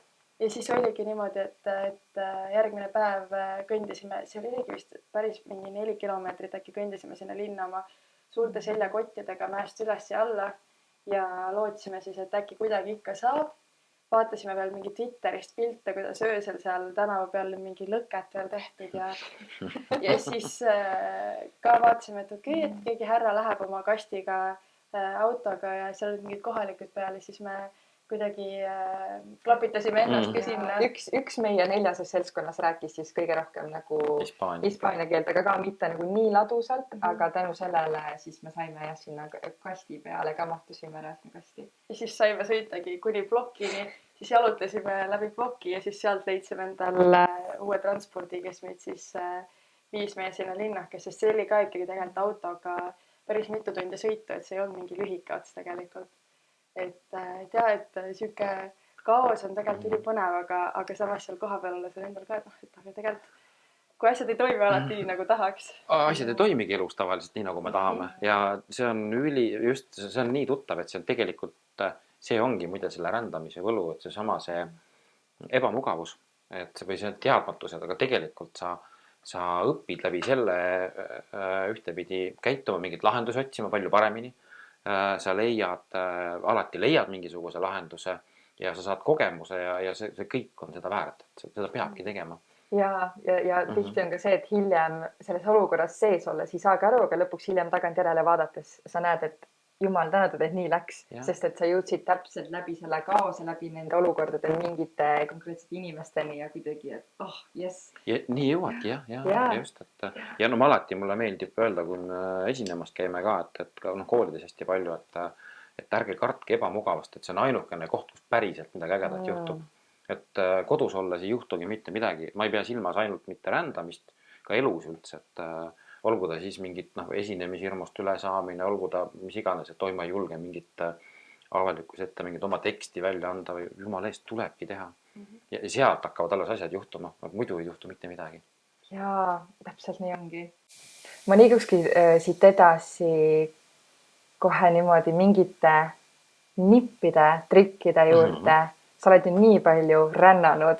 Kas on ju kogunenud mingid konkreetsed asjad, et kuidas lihtsamalt reisida või mida silmas pidada või üldse nagu kuidagi üldisemalt? Jah, on. Alates lennupiletite otsimisest. Näiteks seesama, ütleme siis hakkame niimoodi peale, et mismoodi me neid sihtkohti valime või mina. Me käime, üksi ma olen käinud ka, aga pigem ikkagi lähed kellegi koos või saad kuskil kokku kellegagi, et üks asi on see, et ära jää kinni alguses mingisse kindlasse sihtpunkti, et ma nüüd pean saama kindlasti Lõuna-Aafrika Vabariiki. Viimane kord meil oli see plaan, et me läheme raudselt sinna, aga lõpetasime Peruus üldse. Et me et miks seda tuleb teha, on see, et sa lased kohe vabaks selle mingisuguse hinnapiir, et kui sa kinni, siis tihtipeale elus juhtubki nii, et kui sa kohe nüüd midagi sellist väga tahad, siis tuleb välja, et see hind on hoopis seal, ma ei tea, stiilis lennupilet on 1000. Aga näed, tuleb järgmine võimalus, võtad sealt kohe räägi, mis tuleb lahti võtta ja vaatad, aga ma saan ju sinna, ma saan Peruusse hoopis ju 600-ga. Et ehk siis üks asi on see, et ära pane kindlasti ilmtingimata just nimelt rändamise puhul lukku seda konkreetset sihtpunkti, et lase vabaks, siis sa leiad mingisugused ägedad kohad ja seal juhtubki kihvte asju. Mida ma kasutan? Esimene asi muidugi, kui lennukipiletit otsida, siis tuleb minna sinna dark mode'i nii-öelda, et võtad selle, issand, ma oskagi öelda, lähed sinna privaatakna nii-öelda. Incognitosse ja et siis ta ei jälgi seda, et iga otsinguga ei muutu need hinnad kallimaks. Üldjuhul on Skyscanner on selles mõttes hea Incognitos ka, et seal on hästi palju neid odavlennufirmasid, mida vaadata. Teine on loomulikult Momondo. Lõpuks polegi vahet, need hinnad on suht koht samad. Kui me räägime kaugematest punktidest, siis tegelikult tuleb vaadata seal pileteid mitte, ma ei tea, Tallinnast Liimasse on ju. Et sa võtad, testid mingisuguseid võtad näiteks Amsterdam Liima hakkad vaatama või võtad siis, ma ei tea, Frankfurt Liima või isegi võid kõrvale panna Ryanairi, et sa ei tohi karta seda, et sa teed selle vahelennu. Et Ryanairiga stiilis 25 eurot sa oled, ma ei tea, Hamburgis näiteks, see on suvaline koht lihtsalt öelda, ja siis sealt edasi on sul juba 1000 uut võimalust. Et päris otse me ei saa Eestist nagu nii praktiliselt kuskile. Saame, aga mis hinnaga ja nii edasi. Et sa kombineerid, et sa viitsid otsida. Mis hästi äge lätlaste portaal on travelfree.info, kes panevad iga päev terve portsu mingisuguseid viimase hetke pakkumisi, mingeid sooduspakkumisi, mis ei jalga, just nimelt nad jalgagi Tallinnast või Riiast, et seal on erinevad variante. Sealt leiab hästi palju mingid sellised osapooled läheks. Loomulikult, nagu ma ütlesin, Ryanair on väga hea kuskile, see Wizz Air on samamoodi, et sa lähed ühte punkti ära sealt edasi. See on lennukipiletite koha pealt. Ööbimistega on ikkagi sama, mida on couchsurfing on väga asi. Seda tasub ka kasutada. Seda ma tahtsin küsida sult tegelikult enne küll, et kas sul on couchsurfi kogemusi ka? Sest ma ise olen väga suur couchsurfi austaja, ma kasutan seda nii, et ma ise käin ja ma tegelikult suuremas osas olen inimesi ikkagi võtnud enda juurde. Et minu jaoks on see nii südamelähedane teema. See on äge, ma ei ole väga palju kasutanud. Couchiga võib-olla kõige ägedam kogemus oli see, kui me olime Kolumbias, me hakkasime jõudma Galisse, mis on üks ebameeldivamad linnused üldse. Sellega oli ka nii, et me keset päeva seal vanalinnas jalutsime, siis mingi Kolumbiast pärit Ameerikasse elama, kui olin, et naisterahvastel juurde, mis te siin teete, et paljud, et see pole okei, et see pole turvaline. Teil keset päeva juba. Me käisime muidugi öösel igal pool, aga see selleks. Ja seal oli niimoodi, et me couchi kaudu saime ühe Kolumbia rannaga siis jutule, kes siis oli just esimest päevad hakkas oma seda kodust majutust pakkuma läbi hosteli teenuse siis. Aga ta tegi nagu testi. Ja siis me saime sinna testgrupina tema juurde. Me olime Kaalis selline hästi äge, nad ise elasid seal oma elukaaslasega. Ta oli üks väheseid, kes rääkis väga hästi inglise keelt, kuna ta oli Belgias koolis käinud. Ja niisugune hästi kihvt tüdruk oli. Ja siis see oli muidugi äge, et see ütles, et järgi muretsege, siin on turvaline. Aga tema hosteli, selle kodu ees oli siis mingi 2-meetrised müürid, kus oli elekter peal ja mingisugune elektritarad ja asjad kõik. Okei, et turvaline, siis on turvaline. Aga see oli see sama hetk, et me saime, me maksime mingi sümboolse, ma ei tea, mingi $3 äkki või mingi sellise summa öö. Aga me saime seda kohalikku asja jälle seal, et me olime testgrupp ja tema sai ägeda sellise tagasiside ja kuidagi hästi äge oli. Aga mida me oleme teinud, me ei ole väga tihti seda kasutanud, kuna me ikkagi oleme, ma ei tea, 2, 3, 4, 5 käinud seal 8 ka, et siis couchiga ei ole, see on nagu üksi rändamise teema. Aga mida me teeme, me oleme pannud, seal ei pea ainult ööbimist otsima, et seal on, Paaniases olime ka, et panime, et me oleme siin 3 ja läheme siia väike koht, et lähme siia välja, et kas on keegi, kes tahaks tuttavaks saada.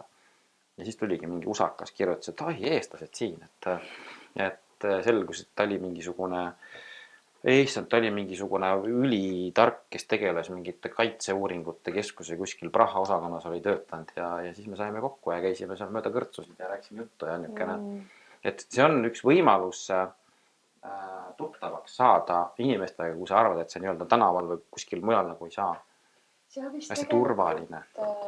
Seal on vist tegelikult ka, ma ei ole seda ise kasutanud, aga selles äpis endas on mingid ka üritused, mis keegi korraldatud Jaa. paneb sinna ülesse. Et saad ennast siis seal vist ka kirja panna või siis lihtsalt kohale ilmuda ja kohtadagi kas siis teiste ränduritega või siis sinna ilmub tegelikult väga tihti kohale ka selliseid uudishimulike kohalikke, kes tahavad välismaalastega tutvuda. Jaa. Kolumbias töötas see väga hästi, muide seal oli päris tihti oli niimoodi, et kes ütleski, et ta lihtsalt tahabki tuttavaks saada, tahab keelt harjutada, kuigi need peale Hispaania ei viitsi seal midagi rääkida. Ja siis lihtsalt nad pakuvadki, kuule, et ma näitan linna, et tule, lähme hängime. See ei tähenda seda, et sa ei pea kõrtsu minema, aga sa lähedki ja ta näitab linna, räägib seda oma vaatenurka, et see on äge jah. Paljud arvavad, et couchsurfing, ma pean kellegi juurde kuskil diivanile magama, et ei pea, et need kihte on palju. Aga ma ei ole seda palju kasutanud enam või palju pole üldse kasutanud. Koroona ajal see läks ju kinni ja siis nad tegid ta vist tasuliseks. Ma ei tea, mis seis isegi täna on. Seal oli jah mingisugune see, kuidas seda nimetatakse, maksumüür või?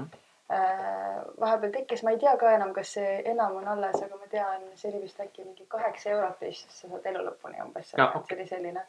Tuleb näha meelde Javi, jah. Ja et ma lugesin ka igasuguseid blogisid selle kohta, kui see läks niimoodi, et reisija võib-olla tõesti maksab selle 8 eurot ära, et aga see, kes hostib, et tõenäoliselt mitte on ju, aga mina ikkagi maksin selle ära, aga mulle tundub natuke, et äkki see on nüüd ära ka lõppenud. Sest et seal on ikkagi nii palju, kui ma olen vaatan, siis seal on, ma ikkagi aeg-ajalt käin ja vaatan huvi pärast ka, et lihtsalt mingid, kus riikides või kus linnades on mingid ägedaid inimesi, kelle juurde tahaks lihtsalt minna. Ja. Et selle mõttega, et aga mulle tundub, et neid on ikka päris palju, kes on seal aktiivsel hetkel. Ja seda tasub täitsa, need, kes ei käi rändamas, tasub väga palju, tasub ka siin seda sees hoida. Et me ise mäletan, me saime Tartusse Taiwanist pärit tüübiga, kes tuli siis doktorisse mingit vahetusaastat tegema visuvat ja temaga ta oli meil ta oli kogu aeg meil kuskil seltskonnas, ta siiamaani igatseb seda Eesti aega taga, et ta lihtsalt saigi tänu meile seda kohalikku Tartu elu kuni sinna rohu juure tasandini välja, et see on äge ja meie saime jälle üliägeda tutvuse ja kui ma Taiwanisse lähen, siis mul seal üks inimene, kes võtab iga kell mind vastu ja pakub seda kohalikku elu, et see on hästi äge jah. Aga veel vihjeid ööbimisega. Hostelid ei tasu karta, jumala eest, et mul on igasuguseid kogemusi. Nüüd on veidraid, naljakaid, imelikke, aga hostelis saab võtta ka ju üksikuid tubasid. Seal on kindlasti see, et seal tuttub igasugust ägedate ränduritega, seal on kindlasti see kohalik tasand olemas töötajate näol, kes siis korraldavad mingisuguseid asju. Hostel on oluliselt odavam. Hostelitega on see, kui sa tahad ööbida ilmtingimata kuskil, ma ei tea, linna keskel on mingis olulisemas kohas, et siis ta on jah odavam, et see hotell maksab sul võib-olla seal, ma ei tea, stiilis 100 eurot, hostelli saad 10-ga on ju. Need numbrid ei tähenda midagi, aga see suurusjärk on väga suur.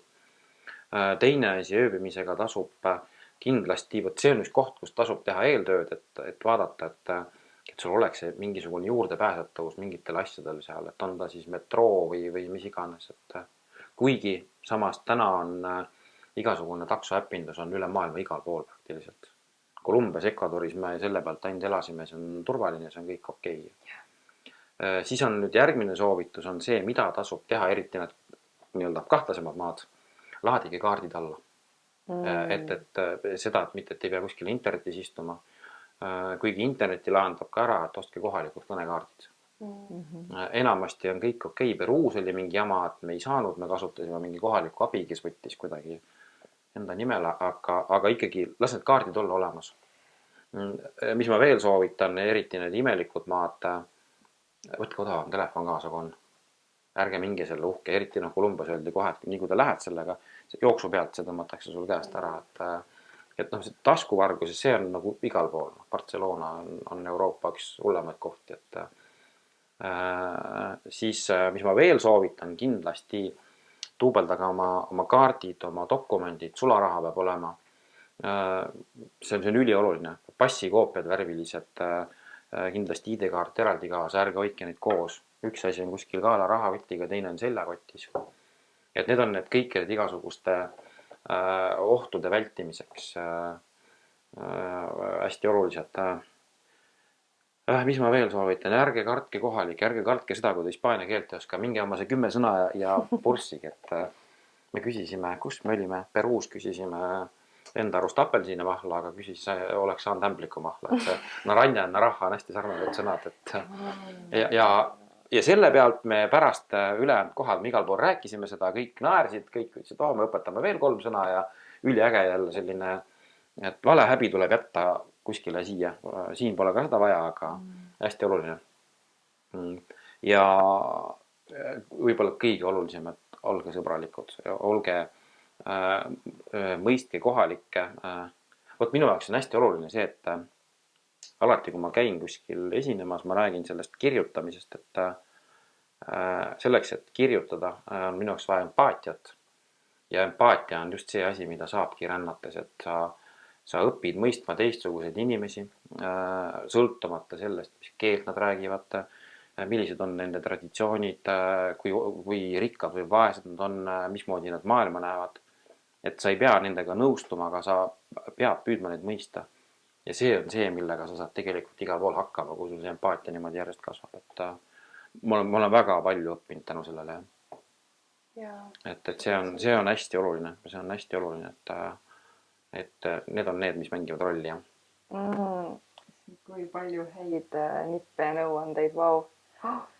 Aga sellel viimasel noodil, et see mingil määral läheb sellega kokku, aga mis mind ennast huvitaks, et mingisugused kultuurilised eripärad või mingid situatsioonid, millest sa tunned puudust, kui sa oled Eestis, et kas sul on mingid asjad, millest võib-olla ikkagi põhjus, miks me läheme uuesti rändama on, et me igatseme midagi, aga kas on mingid konkreetsemad asjad, mida sa sooviksid, et oleks ka Eestis olemas just nendelt kultuurilise poole pealt võib-olla?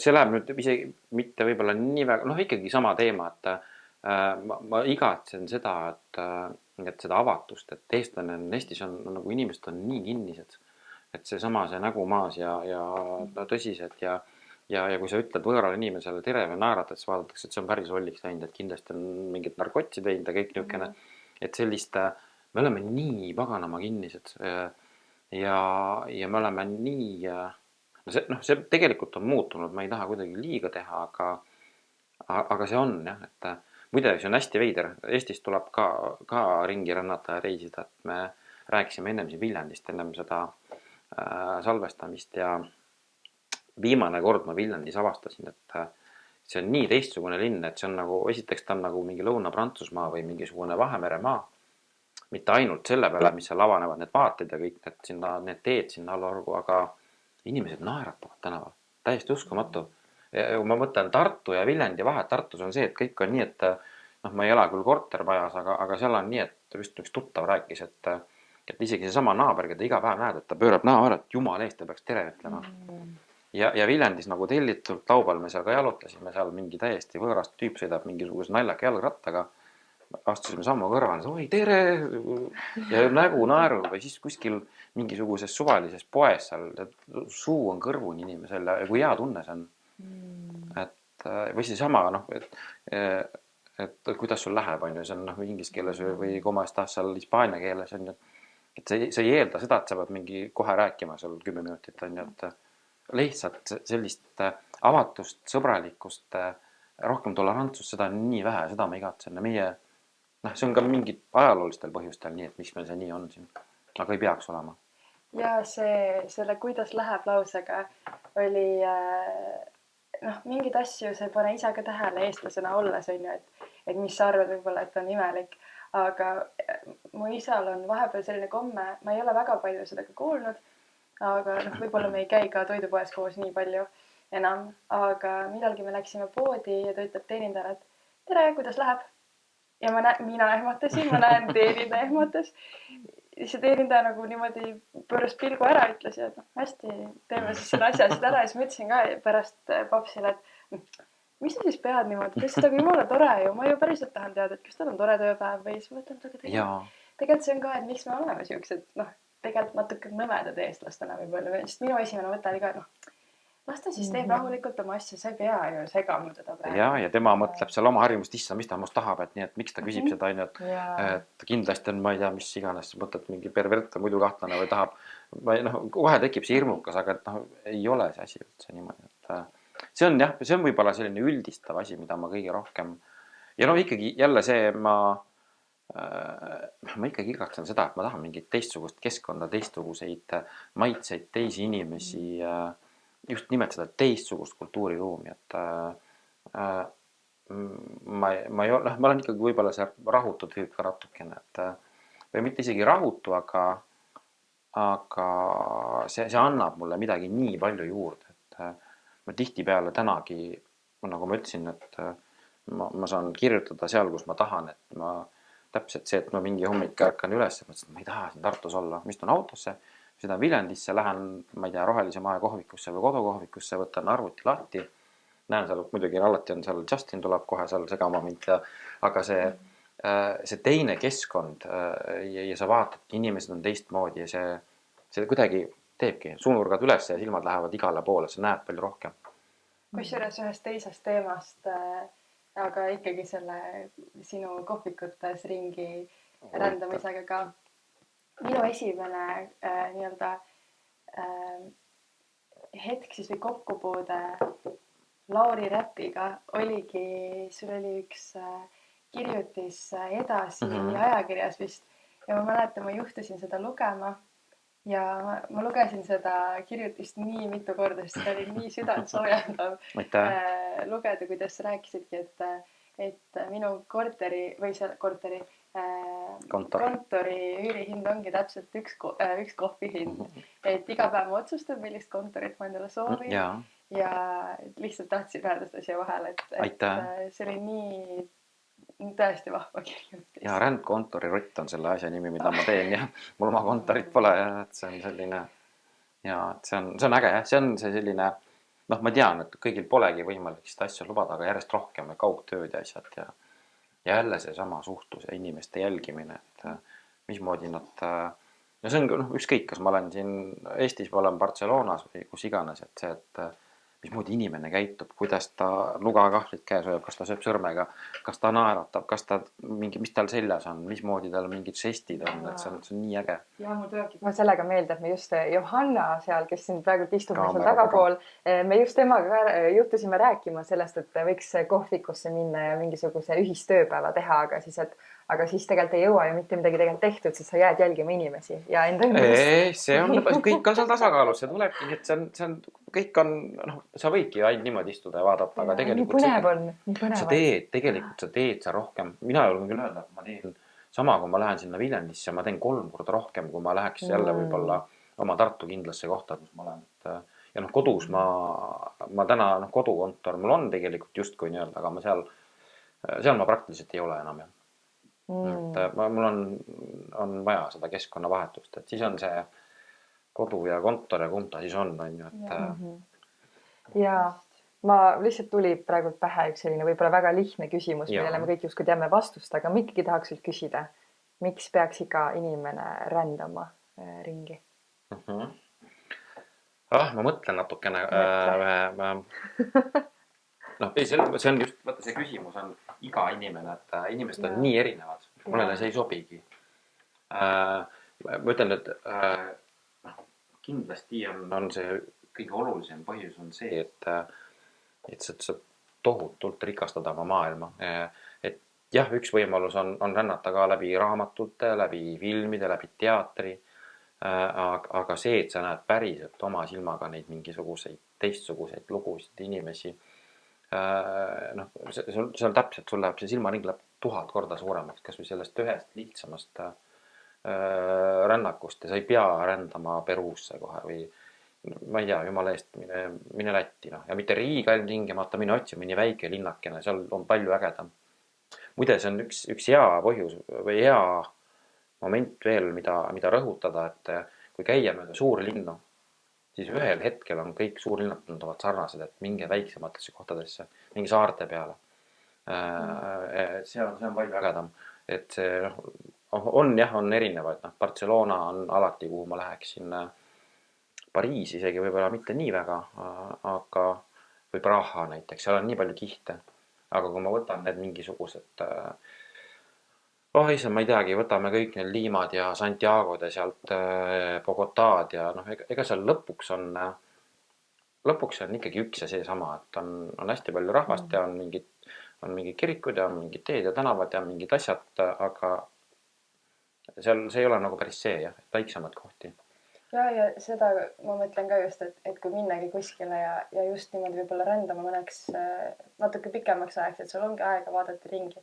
Et siis mitte karta neid kohti ka, mida sa ei olegi kunagi kuskil kuulnud või et kui sa guugeldad või Lonely Planetist hakkad vaatama, et et kas selle koha kohta on mingit informatsiooni, seal ei ole midagi, siis mine vaata ja kirjuta see informatsioon sinna.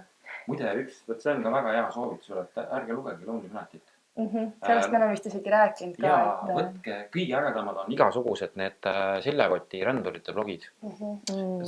Seal ma ei suuda peast praegu ühtegi nime öelda, aga vaadake, seal on neil kirjutatud detailselt lahti, kuidas saab odavalt süüa, kuidas saab odavalt ööbida selles kohas, mida vaadata, mis on turistilõksud. Seda tasub küll lugeda. Ma nõustun sellega, seal isegi alati ei pea olemegi konkreetne, keda jälgid, vaid Google'is juba, kui sa otsid mingit kohta, siis kerid allapoole nendest suurtest ettevõtetest ja sealt hakkavad jooksma need, mida tasub lugeda. Ja, aga ühesõnaga, miks see tavaline inimene või lihtne inimene peaks rändama, jah, seesama silmaringi laiendamine ja ikkagi seesama, et seal juhtub asju, et noh, see on ikkagi see, et lõpuks sa oledki seal 80-90, kuidas kellelgi on ja mõtled, et mis siis nagu oli, et ma läksin hommikul tööle, tulin õhtul tagasi, tegin lastele süüa, käisin teatris, siis käisin korraks Tallinnas ja ongi kõik on ju. Et see on ka kõik, see peab ka olema, aga lihtsalt, et see rikastab nii palju nagu elu. See on, ja seda ebamugavust on vaja. See on muide veel üks hea point, et rändama peab selle pärast ka, et sa saaksid aru, kui hea sul siin Eestis elada on. Et seesama see ära käimine. Ma ei hakka lugema, siin teil on küsimusi nagu nii veel, aga siin ma tegelikult ütlengi, et minu sihtpunkt on alati, kui ma lähen reisima, mitte ei ole, sihtpunkt ei ole mul Nicaragua, sihtpunkt pole mul Singapur või ma ei tea, Filipiinid. Minu sihtpunkt alati kodu. Ma lähen tegema ringi peale. Et ma tegelikult mõnes mõttes kõnnin iseenda jälgedesse, aga ma ikkagi tulen lõpuks koju tagasi. Et kui seda kohta ei ole, kui su kodu on, siis on see võib-olla see lõputu rändamine on ka, siis oledki nagu selline ei üks ega teine, et see sihtpunkt peab olema su kodus. Ja see on just trikk ka, et kodu on seal, kus su süda on, see tuleb selgeks saada rändamiste käigus. Ja mina oma viimase Mehhiko reisiga rännakuga siis seadsin ka endale justkui sellise taotluse või paningi eesmärgi, et ükskõik kus ma olen maailma osas, ma tunnen ennast, et ma olen kohal, ma olen kodus, et ma ei mõtle, kus ma peaksin tegelikult olema või igatsen mingit muud paika, et oleksin kogu aeg siin ja ma tunnen, et ma jõudsin sinna, nii et see on väga-väga ilus mõte. Ja, on. Ja ma arvan, et see on ideaalne koht praegu, kus edasi liikuda meie viimase 5 küsimuse juurde, mida me siis küsime igalt külaliselt ja ka sinult, Lauri. Okay. Et kui me siin rääkisimegi erinevatest nippidest, mis sa oled siis saanud rändamise käigus, siis kas sul on ka mingisugused äpid, raamatud või podcastid, mida sa tahaksid välja tuua, mis on sind kuidagi inspireerinud või mida inimesed võiksid kas kuulata või lugeda enne siis reisile või rännakule minekut? Nagu ma ütlesin, ega me mingit väga suuri asju ja plaane ette ei tee, küll aga, et saada inspiratsiooni, et mismoodi just nimelt on võimalik rännata ja maailma avastada. Ikkagi Ivo Tšetõrkini Reispassi saated Raadio 2-st on väga ägedad, mis avavadki maailma hästi teistsuguse nurga alt ja kuna Ivo on ise ka antropoloog veel, ta oskab need vestlused teha eriti ägedaks, aga ta ei domineeri seal, et sealt saab väga ägedaid ideid ja ma saan aru, et te olete nüüd kohe tema kannule astumas siin, ma loodan, et te jätkate, et ma ei ole eraldi, ma olen üldse, ma pean tunnistama ausalt, see on nüüd kõlab veidralt, aga ma ei ole suur podcastide kuulaja. hästi lihtsal põhjusel, et ma tõesti, ma loen väga palju. Ma loen ja siis kui ma olen juba teel, siis ma olen teel ja kui ma kirjutan, siis ma kirjutan. Et ma lihtsalt kuidagi ilmselt, ma ei teagi, kõlab halvasti, aga ei leia aega või pole enda jaoks hästi avastanud. Aga see on hästi oluline ja ma väga soovitan seda teistel teha. Lihtsalt minu elustiil on selline, et ma ei kuula ja kui mul on pikad autosõidud, siis ma tõesti, mul on tunnistav, et ma kuulan muusikat. Ja just nimelt sellepärast, et ma saaksin mõtted mujale, et see laseb mul kuidagi nagu ajul teistmoodi puhata. Ja mõnikord ma ei kuule üldse mitte midagi. Vaikust on ka vaja. Tegelikult nendest kodulehtedest ma rääkisin või me rääkisime siin kõik, et need igasugused seljakoti rändurite blogid, see on kõige väärtuslikum materjal üldse. Ja siis vastavalt sinna, kus sa lähed, pane sinna sisse. Seal tasub ka jälle võrrelda, et see ei ole niimoodi, et panna ühe sisse, et see ongi nüüd kõige ägedam seal, et siin kõik tema teab. Ei tea. Mõni vaatab kultuuri poolt, mõni vaatab mingit muud poolt. See on oluline, raamatud üleüldiselt. Jälle minu jaoks on kindlasti üks põhjus, miks ma ikkagi täna ka rändan, on see, et ma olen väiksest peale lugenud. Ja see on see, et ma tahan ka neid asju kogeda. Et need ka ja ei pea lugema ilmtingimata nüüd, et ma loengi nüüd ainult minu sarja või ma loen mingid reisiraamatuid, et tulebki lugeda raamatud, mille tegevus toimubki kuskil mujal. Hea näide Barcelona, Carlos Ruiz Zafón, üks minu lemmikkirjanikke. Ma viimane kord käisin uitmõttena, lihtsalt mõtlesin, et ma tahan puhata kõigest, ostsin pileti, läksin ja siis ma uitasin selle Carlos Ruiz Zafóni raamatu radadel. Seal on isegi niisugune rakendus, saad kaardi alla laadida või siis teed eeltöö ja uurid ja kolad seal mööda Gooti kvartalit, kui äge see on. Et ehk siis jällegi raamat, mille tegevus toimub Barcelonast, tänu millele ma tegelikult kunagi Barcelonasse armusin täiesti. Et see on see jälle, üks asi seob ennast teisega, et see on nii äge. Ja ehk siis ma arvan, kõik olulisem sai öeldud siin. Nii ja järgmist küsimust ma olen väga põnevil küsima. Väga huvitav vastus tuleb sealt, ma arvan. Kui sul oleks piiramatu hulk raha, piiramatu hulk aega, piiramatu hulk ükskõik mis võiks tulla siis takistuseks ja sul oleks homme võimalus minna ükskõik kus kohta siin maailmas, siis mis see võiks olla? Hästi lihtne vastus tegelikult. Mul on tegelikult 3 kohta, mis mul on olnud väga pikka aega selles listis, kus ma tahan tõesti väga-väga minna. Need ei ole üldsegi keerulised, aga ma ei tea, miks see pole juhtunud. Et ma ei tee, see spontaansus mulle hästi meeldib, et need ei ole isegi järjekorras oma vahel, et need on Argentiina, Uus-Meremaa ja Island. Island, ma usun, et mul tuleb veel see aasta tegelikult. Need on mingitel erinevatel põhjustel ja mul on hästi kahju tegelikult Uus-Meremaast just, et ma Vietnamis tuttusin täiesti juhuslikult seal ühe eestlastest paariga, kes siis täna tegelikult, nad läksid küll lahkvasti sõbralikult, nemad tegid maailmarännakut.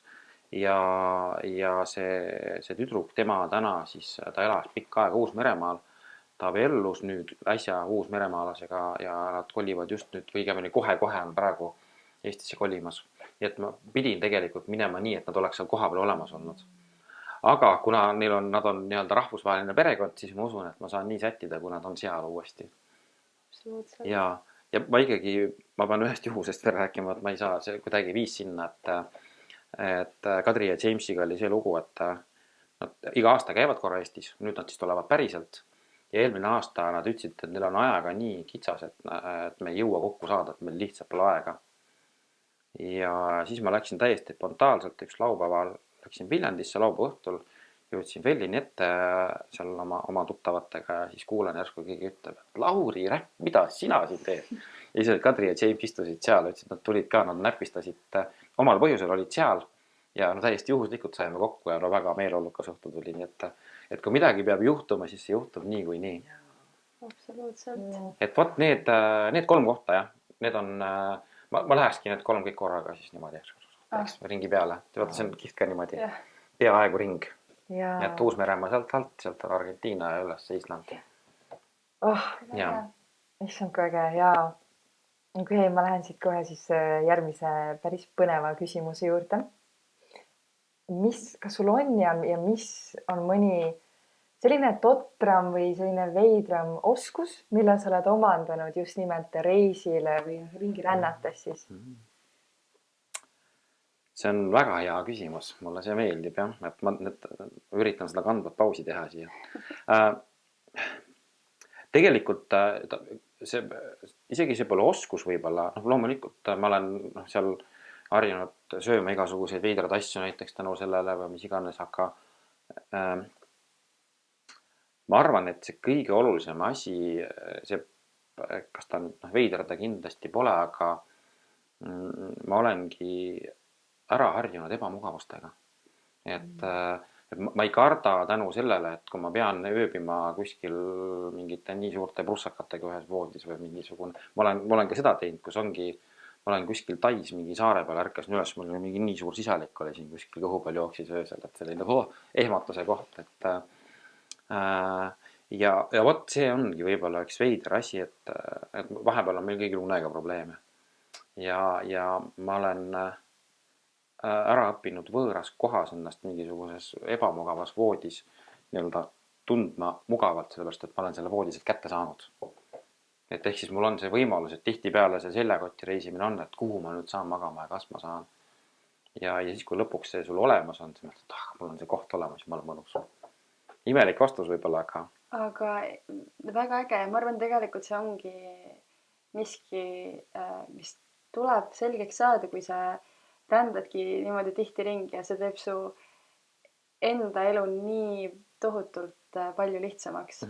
Sa õpid selliste ebamugavustega toime tulema.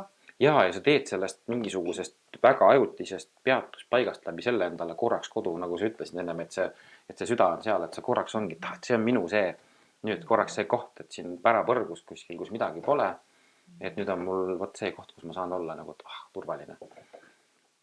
See on äge jah. Imelik vastus tuli, aga see on... Siin on sellele küsimusele vastused.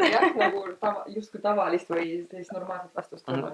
Jaa, aga neid veidrad asju on kindlasti veel, et kuna ma ka igast ekstreemi armastan väga, siis ma olen kuskil Costa Ricas hüppanud mingit seda 50 meetri kõrguselt mingi Tarzani hüppelaad. See on nagu Benji, aga nagu Tarzani moodi ja kuskil need igasugused raftingud seal Tšiilis ja mis iganes, et igasuguseid imelikke asju, need mulle meeldib. Mul on tõesti tunne, et me peame kindlasti teise osaga kunagi salvestama, sest siin on nii palju ägedaid lugusid veel, mida saada. Aga ma nüüd ei olegi kindel, et meie järgmine küsimus on kuhu nüüd küsimus. Ma ei tea, kas juba vastasid sellele Islandi näol ära või on kuskile veel enne seda minek, ehk siis kuhu nüüd järgmisena? Väga õige küsimus ja väga lihtne vastus ka, et kuna mul tõesti on viimane aeg olnud väga tihe, väga palju, mul on Eesti-sisest rändamist väga palju ja jumal tänatud, ma olen saanud rännata lavadel inimeste ees ja ma olen esinemisoskust ja lugemisoskust, mida ma enne pole olnud, ma olen õppinud, see kõik on üliäge. Ma olen kohtunud väga palju erinevaid inimeste lugusid saanud, aga Eestist välja järgmine, mul on täpselt kuupäeva ja kellaaega teada. Kellaaega ma ütle, aga kuupäev on 20. juuli ja siis me lähme Londonisse. Ja mitte Londoni taastama, tegelikult lähme Ben Howardi kontserdile. Okay. Ja siis me oleme 4 päeva ka seal ja lihtsalt kulgeme hästi väikse seltskonnaga 3 ja selline lihtsalt korraks Eestist ära. Et see on Eestist välja esimene lühikene, aga selline mõnus uitamine, nii et London. Ja kindlasti tuleb ka väga äge kontsert Ben Howard. See on olnud jah, minu kaaslasel on see nähtud ühe korra Stockholmis. Tema on väga suur fänn, mina ka. Tal just Benil tuli nüüd uus plaat välja just, mis on natuke erinev kui teised. Aga näha seda, et tema on ju tegelikult lava peal ka ju, see on hästi äge seos nüüd. Tema ju lava peal ka selles mõttes rändab, et ta ei tee nagu klassikaline artist, et ta ei mängi oma lugusid nii, nagu nad on plaadi peal, et ta ju kaob siin ära vahepeal, ta improviseerib ja teeb neid pikemaks ja ongi niisugune muusikaline rändamine. Et väga äge. Väga kihvt tõesti. Aga siis kõige viimasena veel, et et kas sul on ka mingisugune koht, kus inimesed saavad hoida peal silma sinu tegemistel? Eks neid kohti ikka on, jah. Raamatupoed näiteks on ju Ja raamatud, kohvikud Tartus ja Viljandis, vahepeal harva Tallinnas ka. Aga ei, selles mõttes, et mul on enda kodulehekülg, see laurirapp.ee, ma peaksin sinna postitama ka mingit, mul on see päevaraamat, ma teen väga harva.